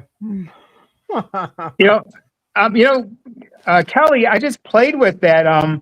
As it turns out, Louisville, Kentucky is only an 8-hour drive. It's just a different direction than Indianapolis for me. 8 hours isn't that bad. Yeah, because Louisville is 6 hours, but I have to go to Louisville. I have to take I-70 to St. Louis, and then I get off at St. Louis. Well, actually, just right before St. Louis, it's called Wentzville, and where 64 meets, and then I take 64 all the way to Louisville. So it's about a 6-hour trip for me. And then yesterday, I think last night I got back in. We got in probably about 10:30 because we made a couple stops, and I decided to go back the interstate. I decided to go take another route and get on the interstate, and I just booked it home. Made a few stops, and I think we pulled in about 10:30 last night. I would have been home around like 1 o'clock my time, but I took a nap. Yeah, because I know you drove half the night, most of the day to get there, and it's like, you must be Aaron, because we just talked about that the night before, and Brian said go, and next thing you know, there was Aaron right there. Had a great time. No regrets. Yeah, Louisville, all I would do to go to Louisville, instead of cutting across 70, I would just stay on 71 and I would be there. Oh, there you go. I would love to, Amy.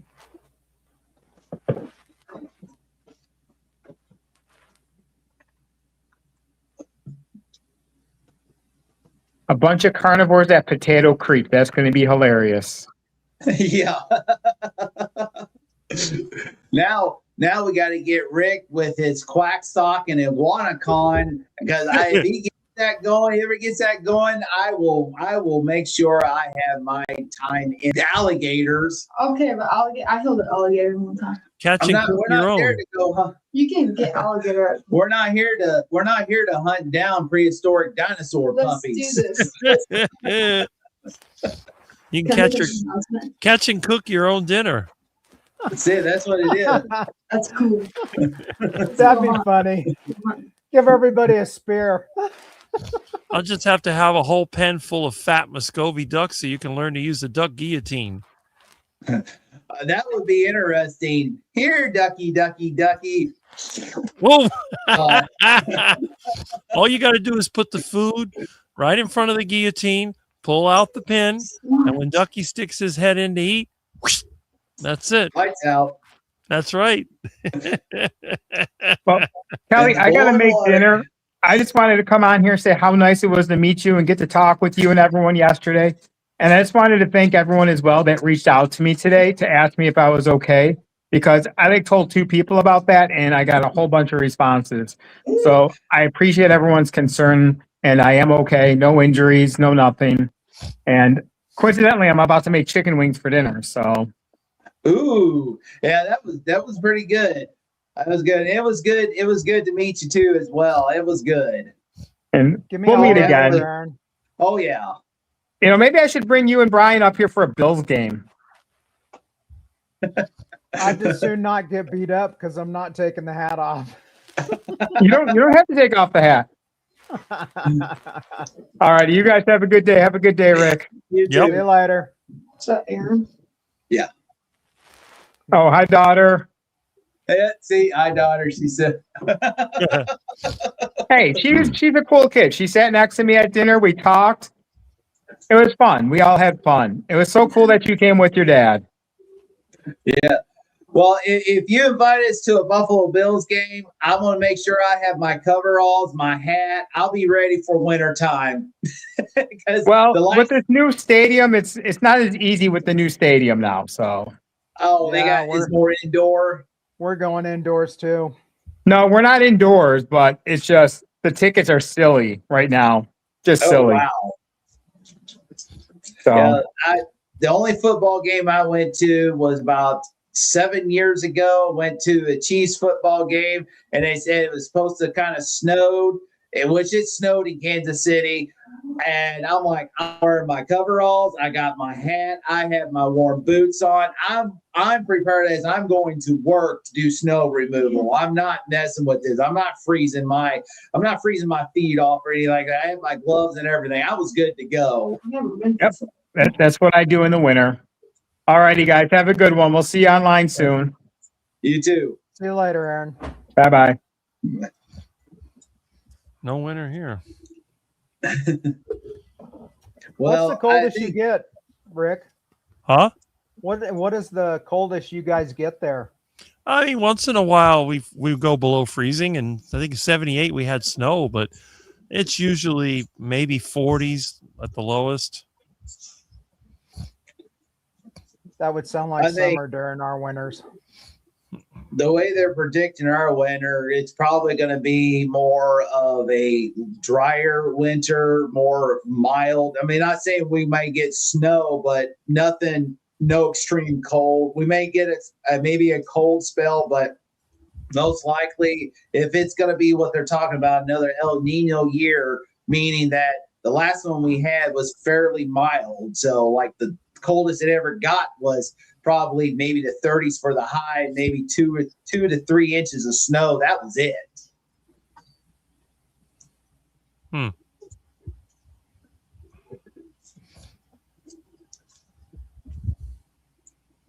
Let's see. Yeah, I don't miss the wind and the blowing snow. Yeah, I'm not a big fan of that. I mean, I don't mind snow. I don't care for winter, but I don't mind snow every now and then. I just hate snow removal because that's part of my job. Every time we have snow, I have to go help. We have to remove it, shovel the sidewalks, whatever. And sometimes what sucks, it wouldn't be so bad if the breezeways didn't get hit. When the breezeways get hit, then that's when we have to go and shovel every one of them off. That's what sucks. But other than that, it's not bad. You don't have a snowblower? We do have a snowblower. Our original snowblower that we had, that was with the property, I guess some jerk must have been worked for one of the internet CenturyLink or something. I guess found out where it was located and stole it. And that sucker really, when it took the snow off, it took the snow all the way off the sidewalks. The new one we got now, it sucks. It doesn't really take the snow all the way off, but we just get it off the best we can, and I just put the ice melt down and let it go. I hope they got a machine for the parking lot. We have contractors come and plow this parking lot, so that's all they're usually our lawn care that does it. They did. Sadly, is they do a better job of clearing the parking lot than they do lawn care. Well, I'm sure most people got a Bobcat or something to scoop it up. Yeah, they'll come with they'll have a plow in the front of their truck, and then I saw where they had a blade that they attached to their receiver hitch, or they ran a blade, and then also I seen them where they come through and with a Bobcat kind of clean the parking lots and stuff, the spots. Mm-hmm. Yep, no snow here. That sounds good. I don't think I can deal with the humidity though. It's rough. Yeah. Just changing clothes all the time. It's hot. It's tough. I had a friend that lived in South Texas, and I went down to see him in July, and we went to Corpus Christi, and it was a near-death experience. So I don't do well with humidity. Miami's probably just as bad. Yeah.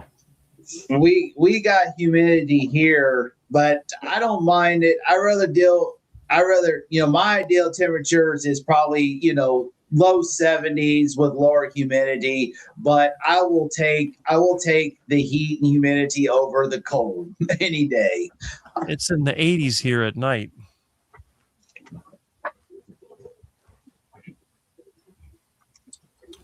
Every once in a while, we'll have it where it's over 100 at night. I don't care for those.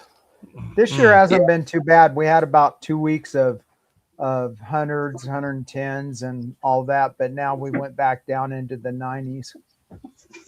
So 100 is a night. What are you in the desert?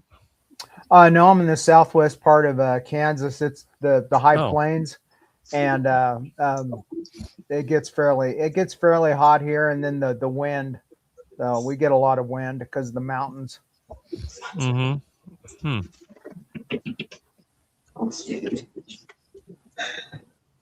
And some summers are mild. Just the weather here, it's different all the time. You just never know. Yeah, lately the weather's been weird everywhere. Yeah. Yeah. It's one of those weird years that I noticed that, and usually when we have that, that's when the El Nino, we usually have we'll have a wet summer, a wet spring, wet summer, and then all of a sudden we get towards winter and we have more of a dry winter and goes into a drought. We've been in a drought all year. No rainy season this year. Huh. Which is not typical. El Nino years should rain more. So we're kind of screwed up here.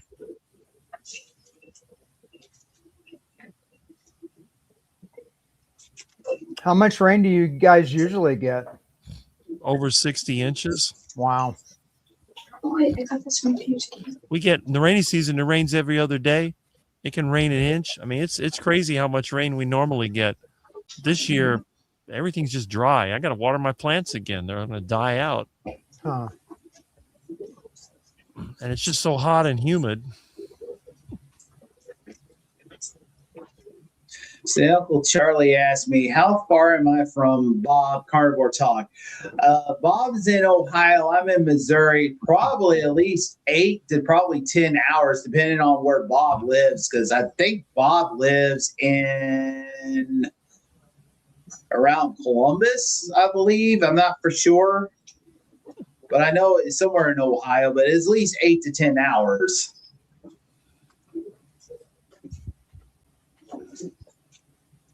And then Yeezy says, loving the heat down here in Texas. Been working on equipment all weekend, but only about 103 today. LOL. Well, of course, down there they got a little more drier heat. Try a little bit of humidity, but of course, when you live in it, wherever you live, you get adapted to it. So, not me. I can't. I mean, it's too hot for me. I can't even sleep at night without air conditioning.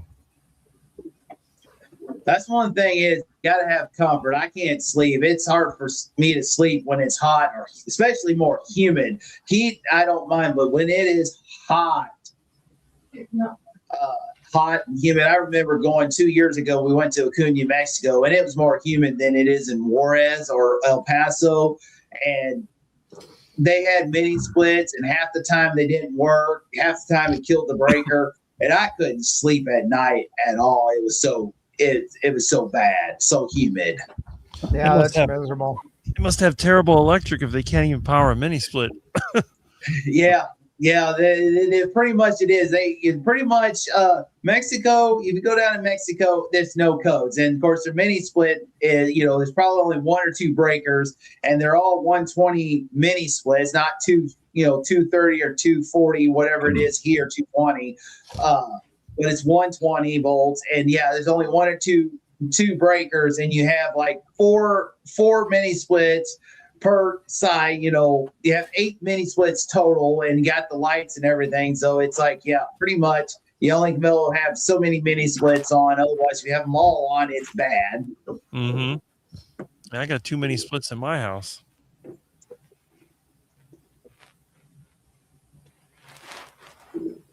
Okay, here we go.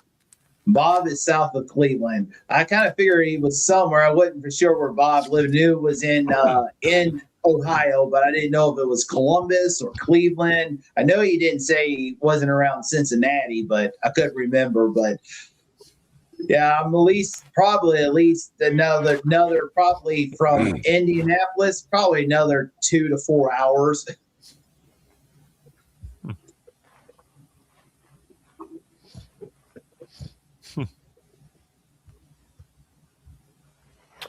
Rick, have you been able to go to any meetups lately, or? No, not lately. The last one I went to was Mitch's meetup. Yeah, that's the last one I went to. That was back in March.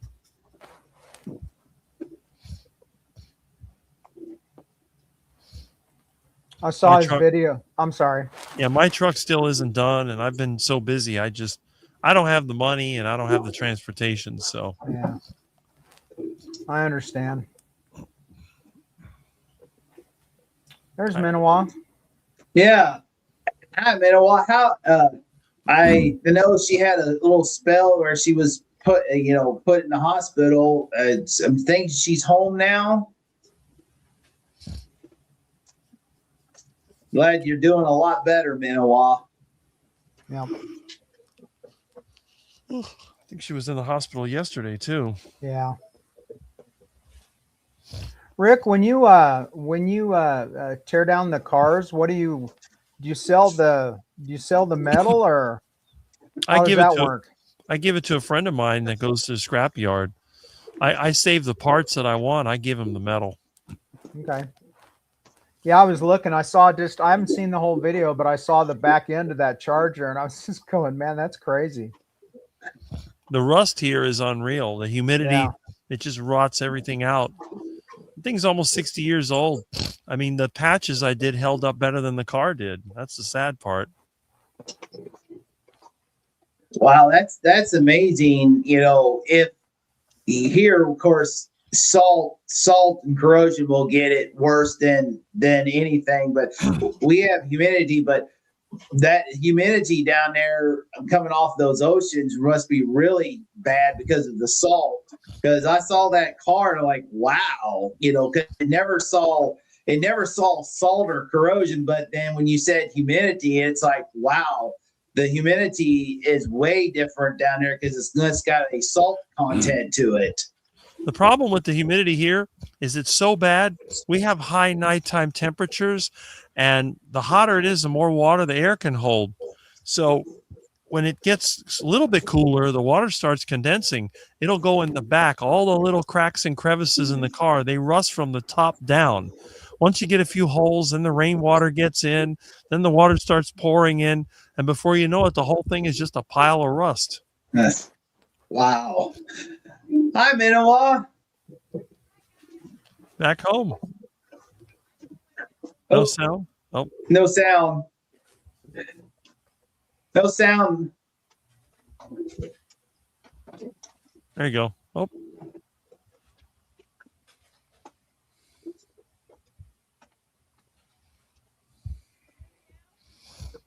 I think I just signed I was hungry. Nope. Still no sound.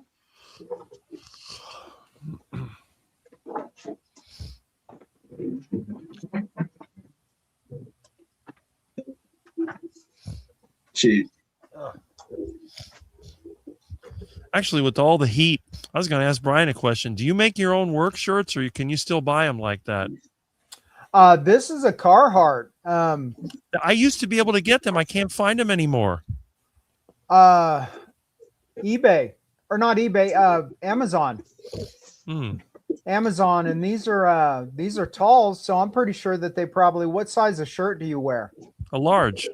A large, so a large tall. Mm-hmm. Yeah, get on Amazon and you should be able to find them. They were on sale, so I bought a whole bunch of them on sale. I hate sleeves on shirts. They drive me nuts. Really? So,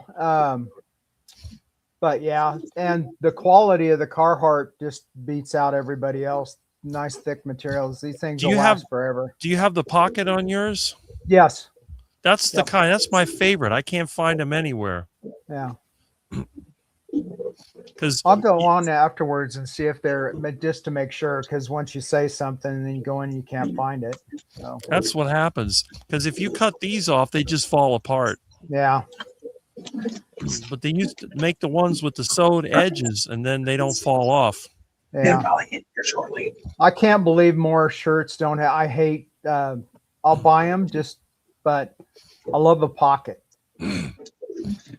That's hey, John. The problem is everybody down here wears those stupid long sleeve shirts, and I can't wear those awful things because they make me get a rash. Yeah. Yeah, the long sleeve down there, I bet that would just be horrible. I always get a heat rash in my the inside of your elbow. If I have like a long sleeve or something, a heat rash, not good. I mean, normally when I do regular work, I don't wear them because I'm too skinny. I look like a vegan. But when I'm at the house working, I wear them. And if I'm doing work with a bobcat, I'll wear them because you're sitting in the bobcat. That thing is a little bit tight. Your arms are like this. And when you sweat, it just stays here. And then it makes you get all itchy. And after a while, it's terrible. I don't know if you have the same problem or you just don't like I used to not like I used to like just regular, and then when I started the DDPY, the exercising, the sleeves on the shirts just drove me nuts. And then I found something on eBay and I got it and I liked it. And then I saw the Carhartts, and I've had Carhartt regular t-shirts and I liked them so I tried it out. So interesting. And Carhartt's, like I said, the pocket.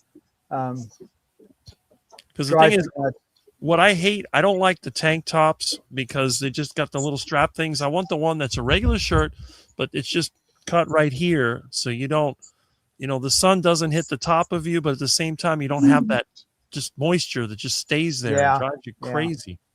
Milton. Here, Milton. Yeah. Yeah, that's the thing. I don't care for the tank tops. I usually get the sleeveless shirts for undershirt. I like them a lot better because sometimes I hate to have two sleeves on me. Mr. Milton. The sleeveless shirt, I like it underneath. I'm not a big fan of the tank tops. I never was. I never did like them. I hate those things. Rick, I love it when you get him up next to the camera because it's not that he looks like he's interested in looking at things. It looks like he's looking for victims. Well, he is a black menace. Yeah. I like his style. I saw the greatest thing on YouTube the other day. And with AI, I don't know if it's new or if it's old. But do you remember the old Japanese like 50s shorts? And it's a little black cat, and it's insane. It's like an old 50s, but I don't know if it's AI. I'll see if I can find that, but they're hilarious. And I thought of Milton right off the bat. They're blowing him up and everything, and he was just doing destruction. It was great. I'll see if I can find that, and I'll let you know. Well, the thing is that Milton was a feral cat, and he had a wild side until he got fixed, and he still got that sort of mischievous black menace in him. But then when he's friendly, he'll sit next to me and just sleep. Doesn't bother me a bit. But when he's hungry or when he wants my attention, he'll get it. He'll reach out with his paw. And he grabs my leg. It's funny.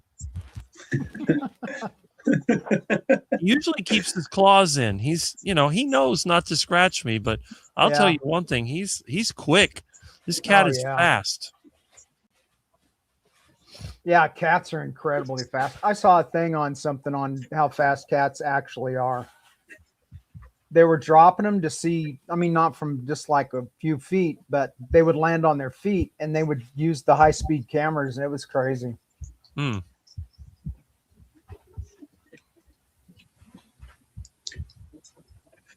All right, we've been on for about 2 hours. I want to thank everybody. I want to thank everybody that came on the panel. Brian, Rick, John.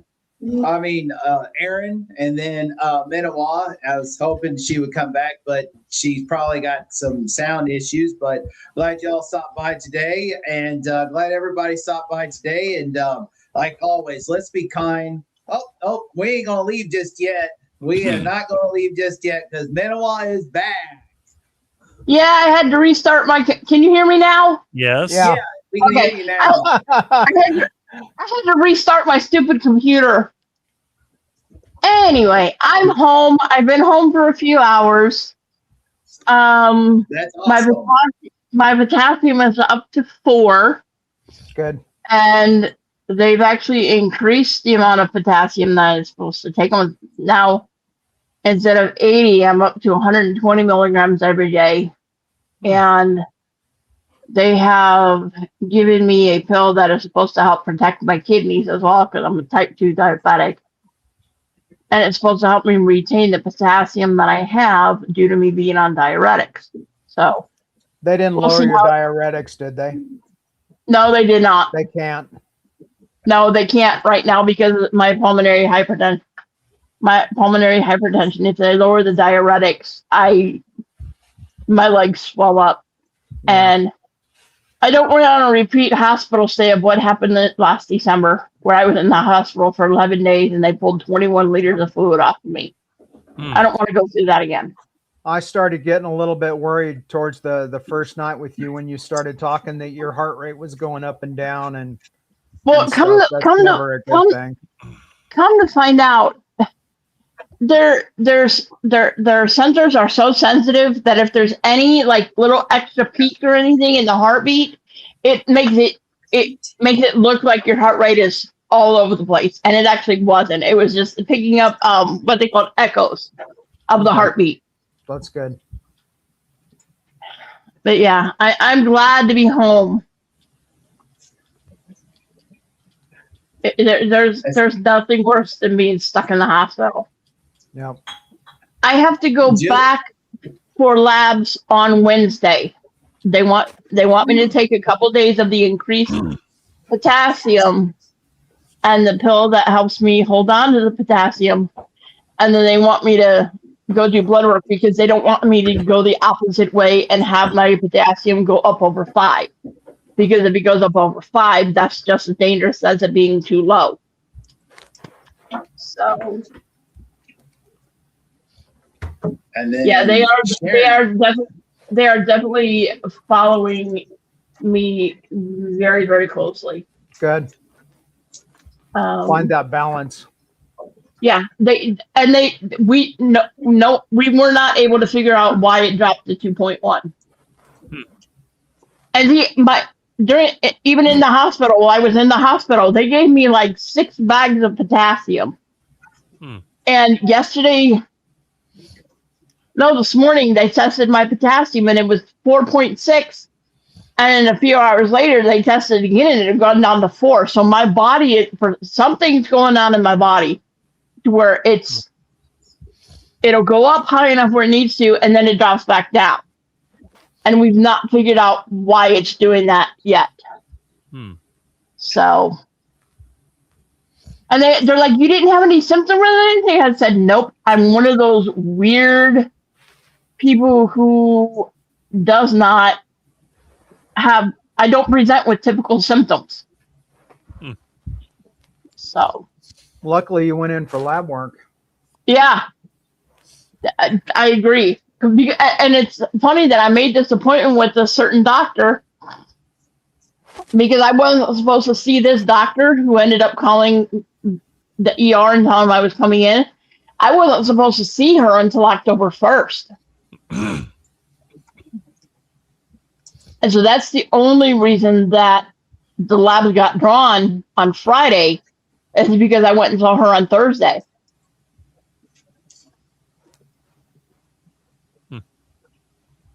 Yeah, so, and Juliet, that kind of makes sense because you got to remember, I went off of insulin for 6 weeks And I just recently went back on insulin about a week and a half ago. And so I wonder if that could have something to do with the fact that my potassium got screwed up. So. Possible, because that's the only change that you've talked about, the big change anyway. So maybe that was it. I think it might be. But I'm glad to be home. Well, we're glad that you're home. That you're doing better. My cat's glad I'm home. He has been all over me since I got home. They're like that. He's like, don't leave me again. And it's funny because I had someone come fill up his food dishes while I was in the hospital, and they gave him a can of canned cat food. He absolutely would not touch it. Wow. He refused to eat the canned cat food, and he's been bugging me since I got home. I'm like, what do you want? And then I realized I hadn't given him his normal soft food since I came home. And he's not had that, and it's Vital Pet. I get it at PetSmart. So I mean, yes, it is cooked a little bit, but it's still meat and stuff. And he prefers that over any canned cat food. And he hasn't had it since Friday morning, and so he was mad at me. Milton likes dried meat. So, like beef jerky dried, or on Milton? What you said he liked dried meat. What do you mean by that? Exactly. I mean, I know what that means, but do you have to dehydrate the meat, or? Yeah, basically just dry the meat by heating it up. And because what I did, I ground it up into chunks when I went to the meat up so that he would have something to eat for a couple of 3 days. I put it in a regular pet feeder. He was probably trying to figure some way to rob it. Well, he did turn it over. He's a funny cat. He got the thing open, and when I came home, it was empty. And then he was sticking his paw in there trying to get a couple of pieces that were still there. You look in the window and he's got a little stick trying to pull it out. Well, it's one of those that the bottom snaps on. He had it open, and then somehow he got the cap off. And when I came home, he had his paw. He was in there trying to get the couple of pieces that were left. That's funny. He's a clever little black menace. Sounds like it. I love that cat. He's a good kitty.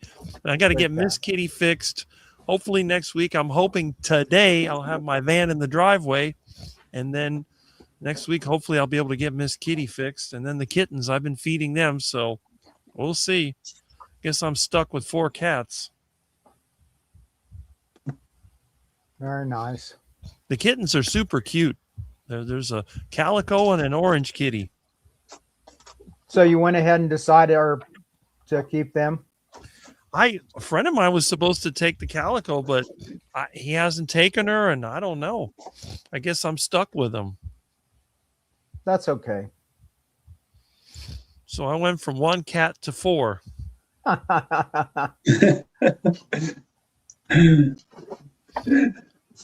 at least you're getting them fixed. Next year might have 10. Oh, see, that's what I like about ducks. You don't have to worry about fixing your ducks. Yeah. Because you can eat the eggs and they don't reproduce. Do you try to keep the same size of your flock? I try to limit it to 30. Otherwise, the neighbors start complaining. You get too many ducks. Everyone's all fussy about duck poop. They don't like the free fertilizer. Yeah. I don't care. My yard.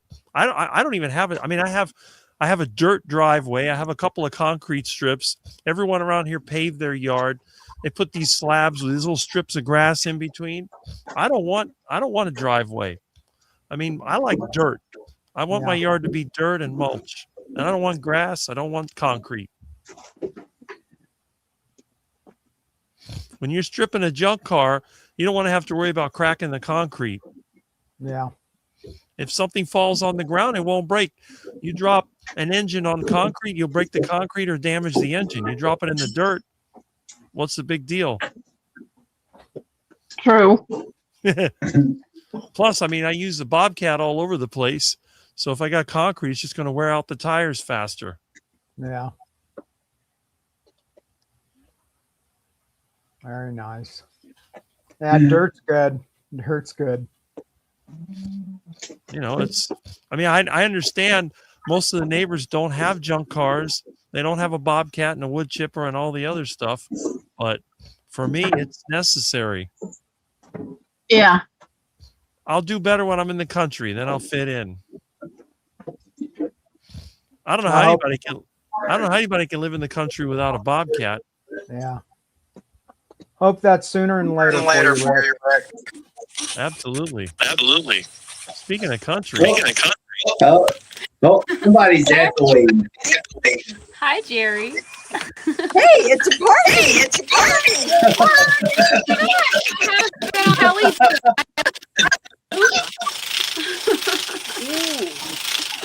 Ooh. I've got my hoopah too. What were we talking about anyway?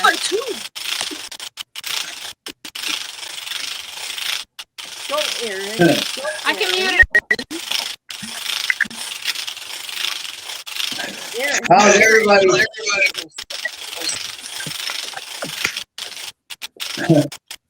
I'm catching an echo. Yeah, there's an echo.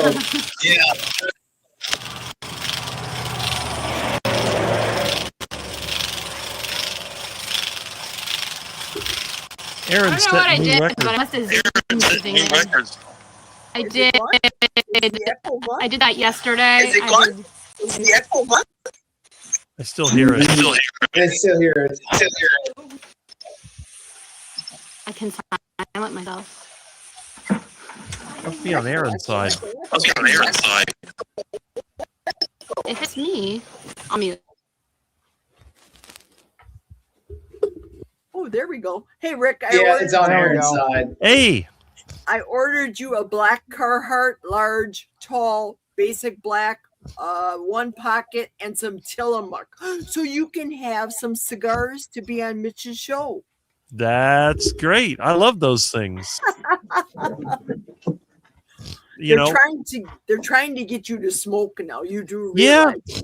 You know, it's ironic they were talking about that. And I remember years ago, I had to install one of those smoke filters.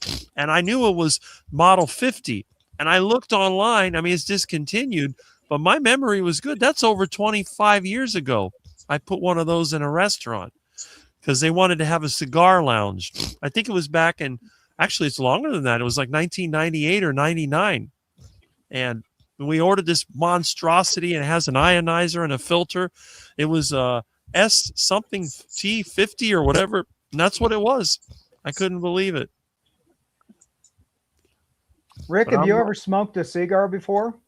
No, I haven't. I never smoked anything except meat. Stick to that. I used to smoke cigarettes. I got up to 2 packs when I was younger, and then I quit for 9 years, started back. I quit, and then I picked up that stinking chewing habit of like Copenhagen. That what really caused me to have high blood pressure because you know, nicotine, until you research, nicotine does does restrict your blood vessels, and it did mine. Oh yeah. And you know, the funny thing is, they told me, and my dad had said he read somewhere that when you eat one egg, it's like smoking 2 cigarettes. And since I don't like smoking, I thought, well, I'll just have a carton of eggs a day and I get the same heart-killing effect. Hi, Thomas. Hey, Thomas. Hey, Thomas. Hi. Come and join the gang. Okay, I'll be right there.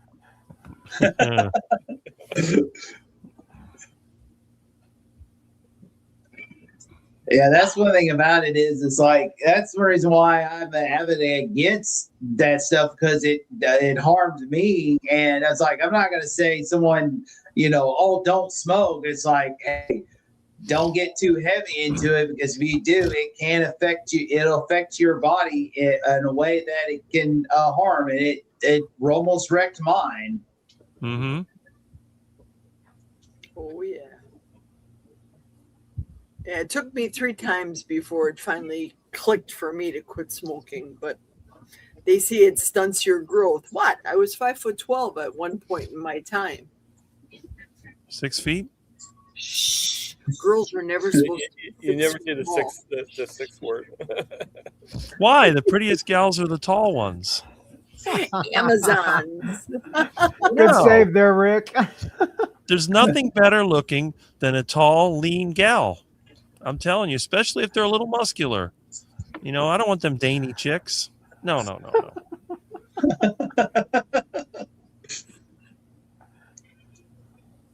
Now we know. Find Rick a tall, lean, muscular chick.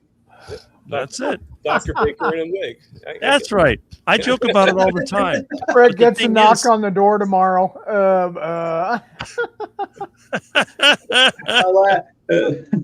I mean, when you're 6'6", the last thing you want to do is look way down at your girlfriend and say, "Oh, there you are. I already looked down. It's called a cat. I don't want a pet. I already have pets."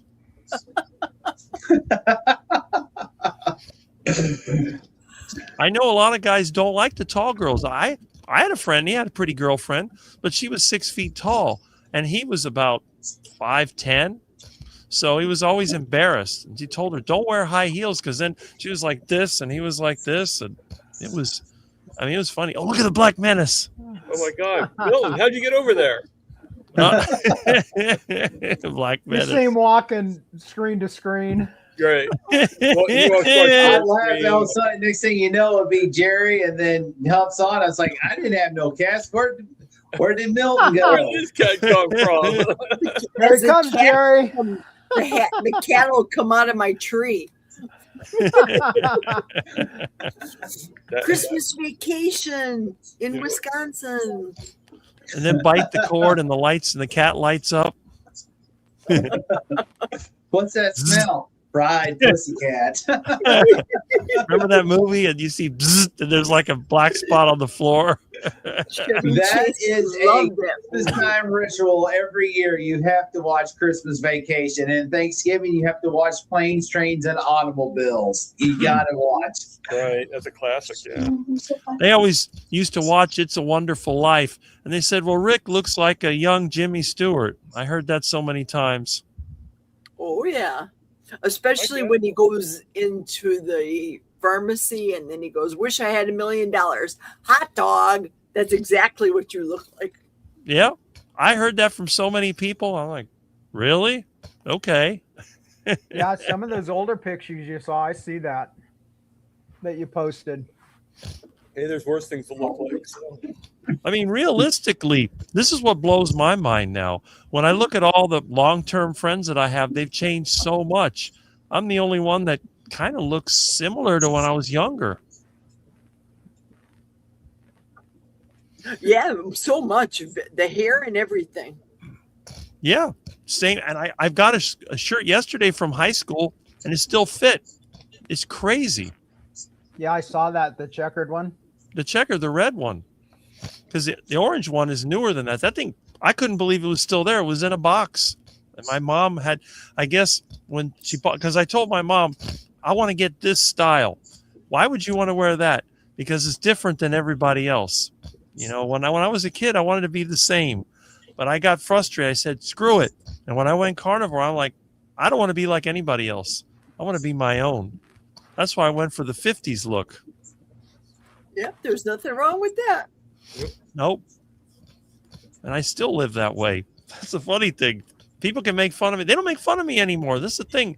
They made fun of me when I was a kid. Now they think it's kind of interesting, especially the younger generation. When they see the stuff that I have, they're all fascinated. Wow, what's that? You know, they don't make fun of me like older generation. Oh, get rid of all that junk. Why do you keep that crap? They're like, oh, what is that? What's a rotary phone? Yeah, your rotary phone, and then you got the little box that makes it work. That's pretty cool. Yeah. I was I saw a video, and they had a whole bunch of kids, and they had them with a rotary phone, and they couldn't figure out how to make it work. It was hilarious. And then they turned around, and all the older people in the room were all laughing. They broke out a brand new smartphone, and it was just the exact opposite. They couldn't make it work. There you go. And the thing is that, I've been able to figure out some of my friends' smartphones, so I'm not that backwards, but I just like using the rotary phone. To me, it helps me remember the phone numbers. Ah. If you use a cell phone, you never remember any numbers. Yeah. But now at least, I go to call somebody, I know the number. I know about 30 phone numbers just like that. And everybody used to, but now they don't. It was beat into your head. I still remember my my phone number from when I was 10. Me too. Yeah. I still have my phone number for when I was 10. I moved it to voice over IP. I was just getting ready to spout it out, and I thought, no, I better not. Somebody might have that number right now. I was thinking that too, because see, Milwaukee still has a telephone number. It's area code 414 is the Milwaukee area code, but you dial up the weather. You can still call weather and time in Milwaukee. What is the number? WE is 414 area code, WE61212.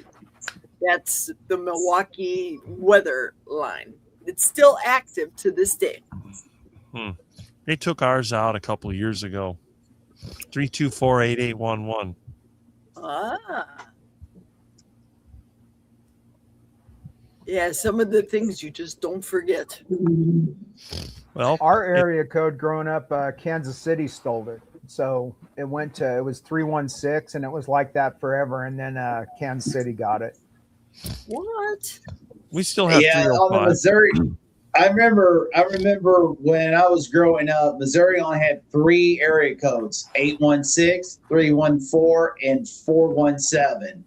And then all of a sudden they decided St. Louis gets 314 because they're running out of numbers. So the rest of it got 573. And then my area, the area code, they decided to give it to Kansas City, and so mine's now 660, and 417 still the same. And then they added one just for St. Charles area, or St. Charles and Wentzville, Warrenton, Missouri, and that part's now that's 636. So it's like, well, what's next? Mm-hmm.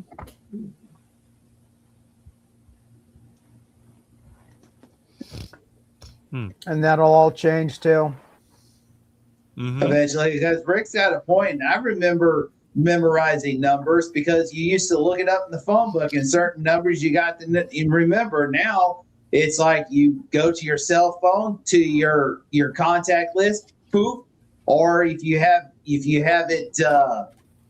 you've recent call, you just go to your recent call, or you just go look up the number and the place, and you just tap on that number to call it now. You used to look at, like, I hadn't seen a phone book in like 2 years now. Our phone book is about a half an inch thick. It's so small. They used to have those punch cards where you could stick it in the top of the phone. We had a friend that had one of those phones. I haven't seen one in ages. If I ever find one, I'll put it here. But I had the Rolodex, which I still have, and I put all the numbers in the Rolodex. But instead of having to go through the Rolodex, you just go in here and boom, you call the number. For the people you don't know, then you hit the Rolodex. When I'm in my car, I just ask Google, shear styling salon in Bloomer, Wisconsin. They dial it right up for me. I don't bother to call any businesses because nobody speaks English. I just go there and look. That's so true what you said about Miami. So true, Rick. I can't stand it. And the other thing too, when I had friends that had farms over here, a lot of times I'd get stuff for free. Oh, you want some milk? We got plenty of milk. Get some meat? Hey, you need some chickens? Need some eggs? Right here. And then we traded favors all the time. Rick, you get out in the country, you're gonna live like a king because you have all of your skills and you'll be able to barter. Right. That's what I'm thinking. Right. And that's what I'm looking Well, for. that- 'Cause, That's going to be probably one of the best pay commodities right there is trade, because once this society falls, I mean, that's one reason I like about the job setting. I got skills. It's like, oh, I'll trade some work for fatten the calf up, or oh, you need this, okay, I need that, so you trade. That's what's going to be coming in the future. that's how you starve the central bankers. No money changes hands. The central bankers don't get any benefit. Good. Only the strong survive. Yeah. And it's not, and see, the thing is, a lot of the parasite class, they hate work. And you can see it here. They would rather steal or just take from somebody than do it themselves. Doing it themselves is beneath them. Even if it's easier to do it yourself, they got to get somebody else to do it and then try to take advantage of them. That's their weakness. They have all the money in the world, but they want control. They want to control everybody else. And that they can't live on their own. You take one of those kleptocrats and you put them on a deserted island, even if they have everything they need, they'll be dead within a week or two. They can't survive. That's mind-boggling, seeing some of those things where they have somebody that's really wealthy and then they show all the people that are all connected to them, and I'm going, that doesn't make any sense. Mm-hmm. But those of us that are adaptable, we can survive. It's like when we get hit by a hurricane here and the power goes off.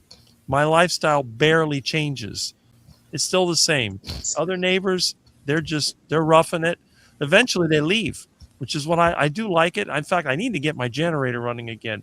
With that generator running and all that fuel that I got, plus I got the wood gas generator, I got my poop gas.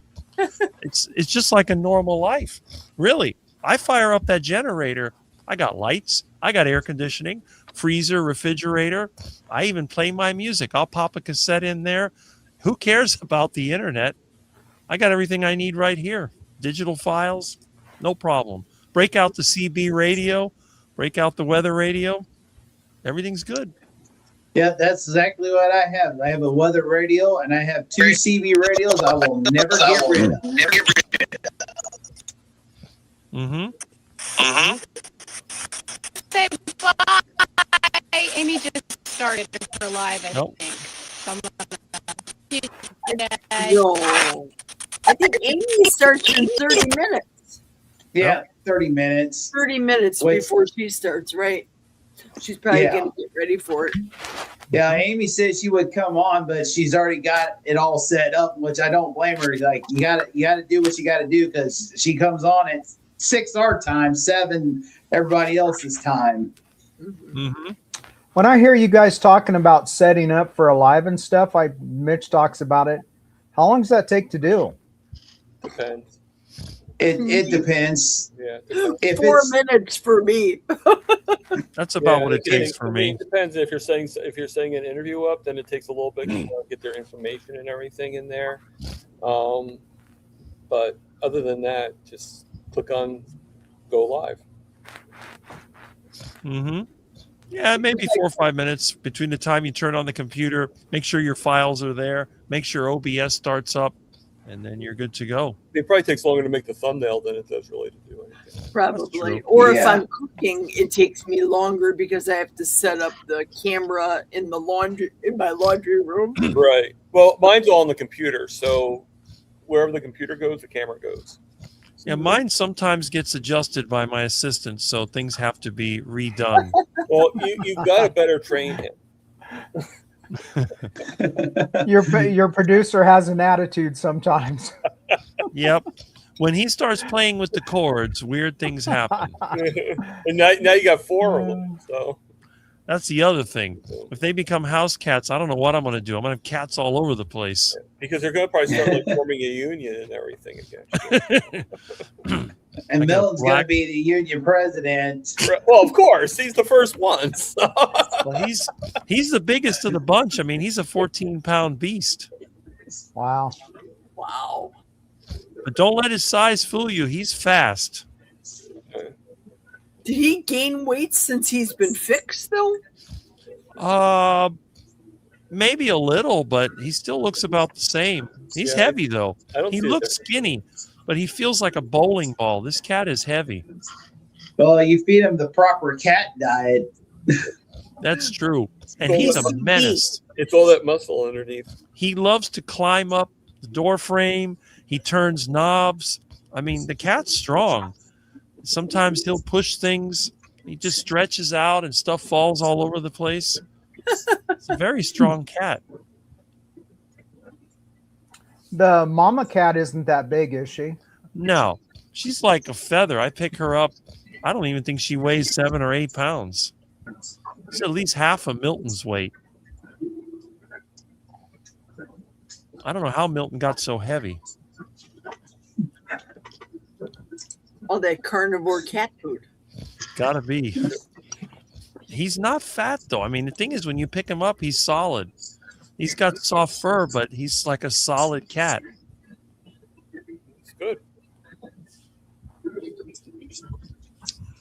Is everybody's eating window closed for the day, or do people still have to eat tonight? No, I just finished I'll still get me something to eat this evening because the hospital food, they don't give you enough to be full without eating all the carbs and veggies.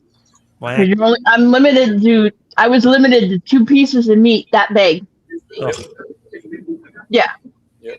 So I've still got to figure out what I'm going to have for supper tonight.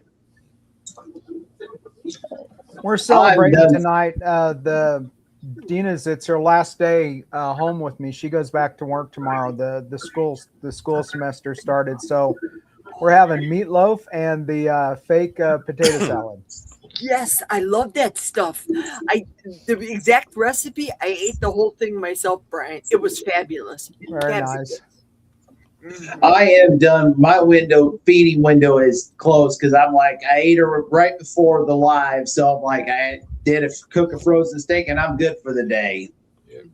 Yeah. And then I'm starting to fast. So I'll do, I actually overslept today. So I slept until I'm actually going to do several days of refeeding before I try to do any fasting because of the crap I had to eat at the hospital.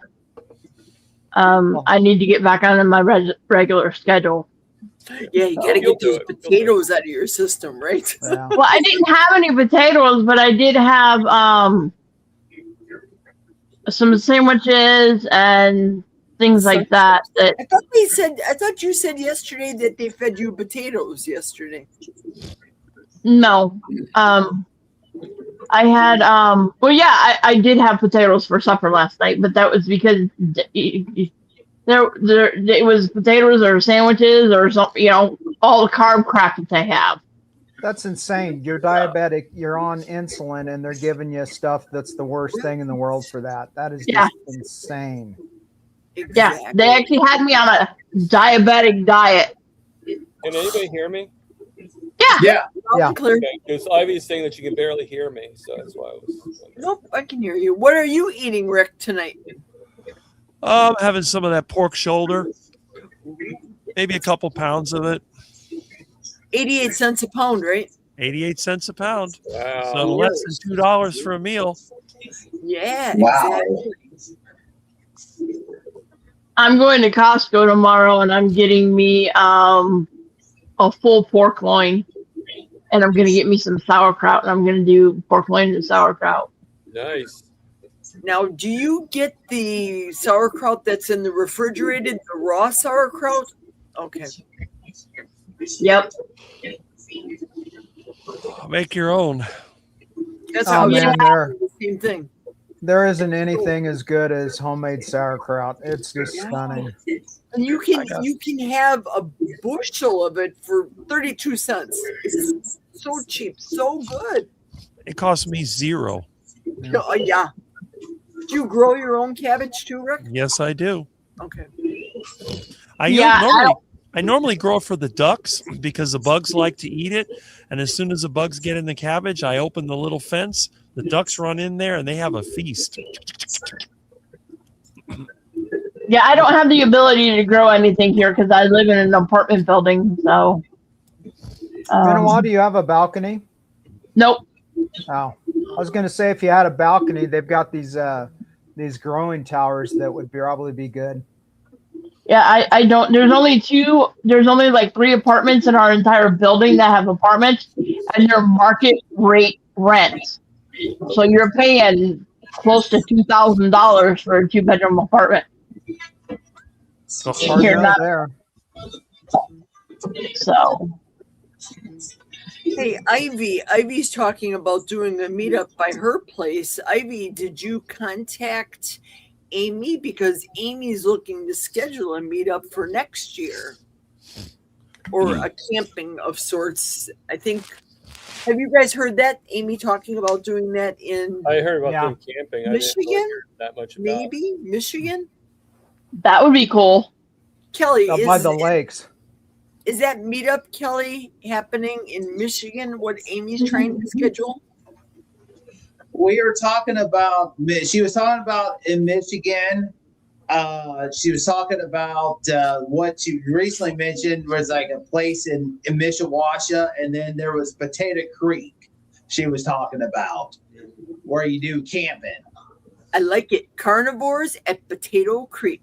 Love it. Yeah, that somebody would have to. We would have to have a way to be able to hook up to electricity up there if I were to go, because I can't be without O2 overnight yet. Oh, yeah. That's the only issue with everywhere where we're talking about going, it would have electricity in a way. I don't know about the dunes in Michigan, but I think Potato Creek might have electricity. I'm not positive. That's something that you would have to get with Amy. Okay. I'm sure we can talk about it when we go to Kalamazoo next month. Like 3 weeks. The movie just said that Amy has 3 places in mind right now. Yes. Yeah, one of them was some kind of sand dunes off of the beach of Lake Michigan.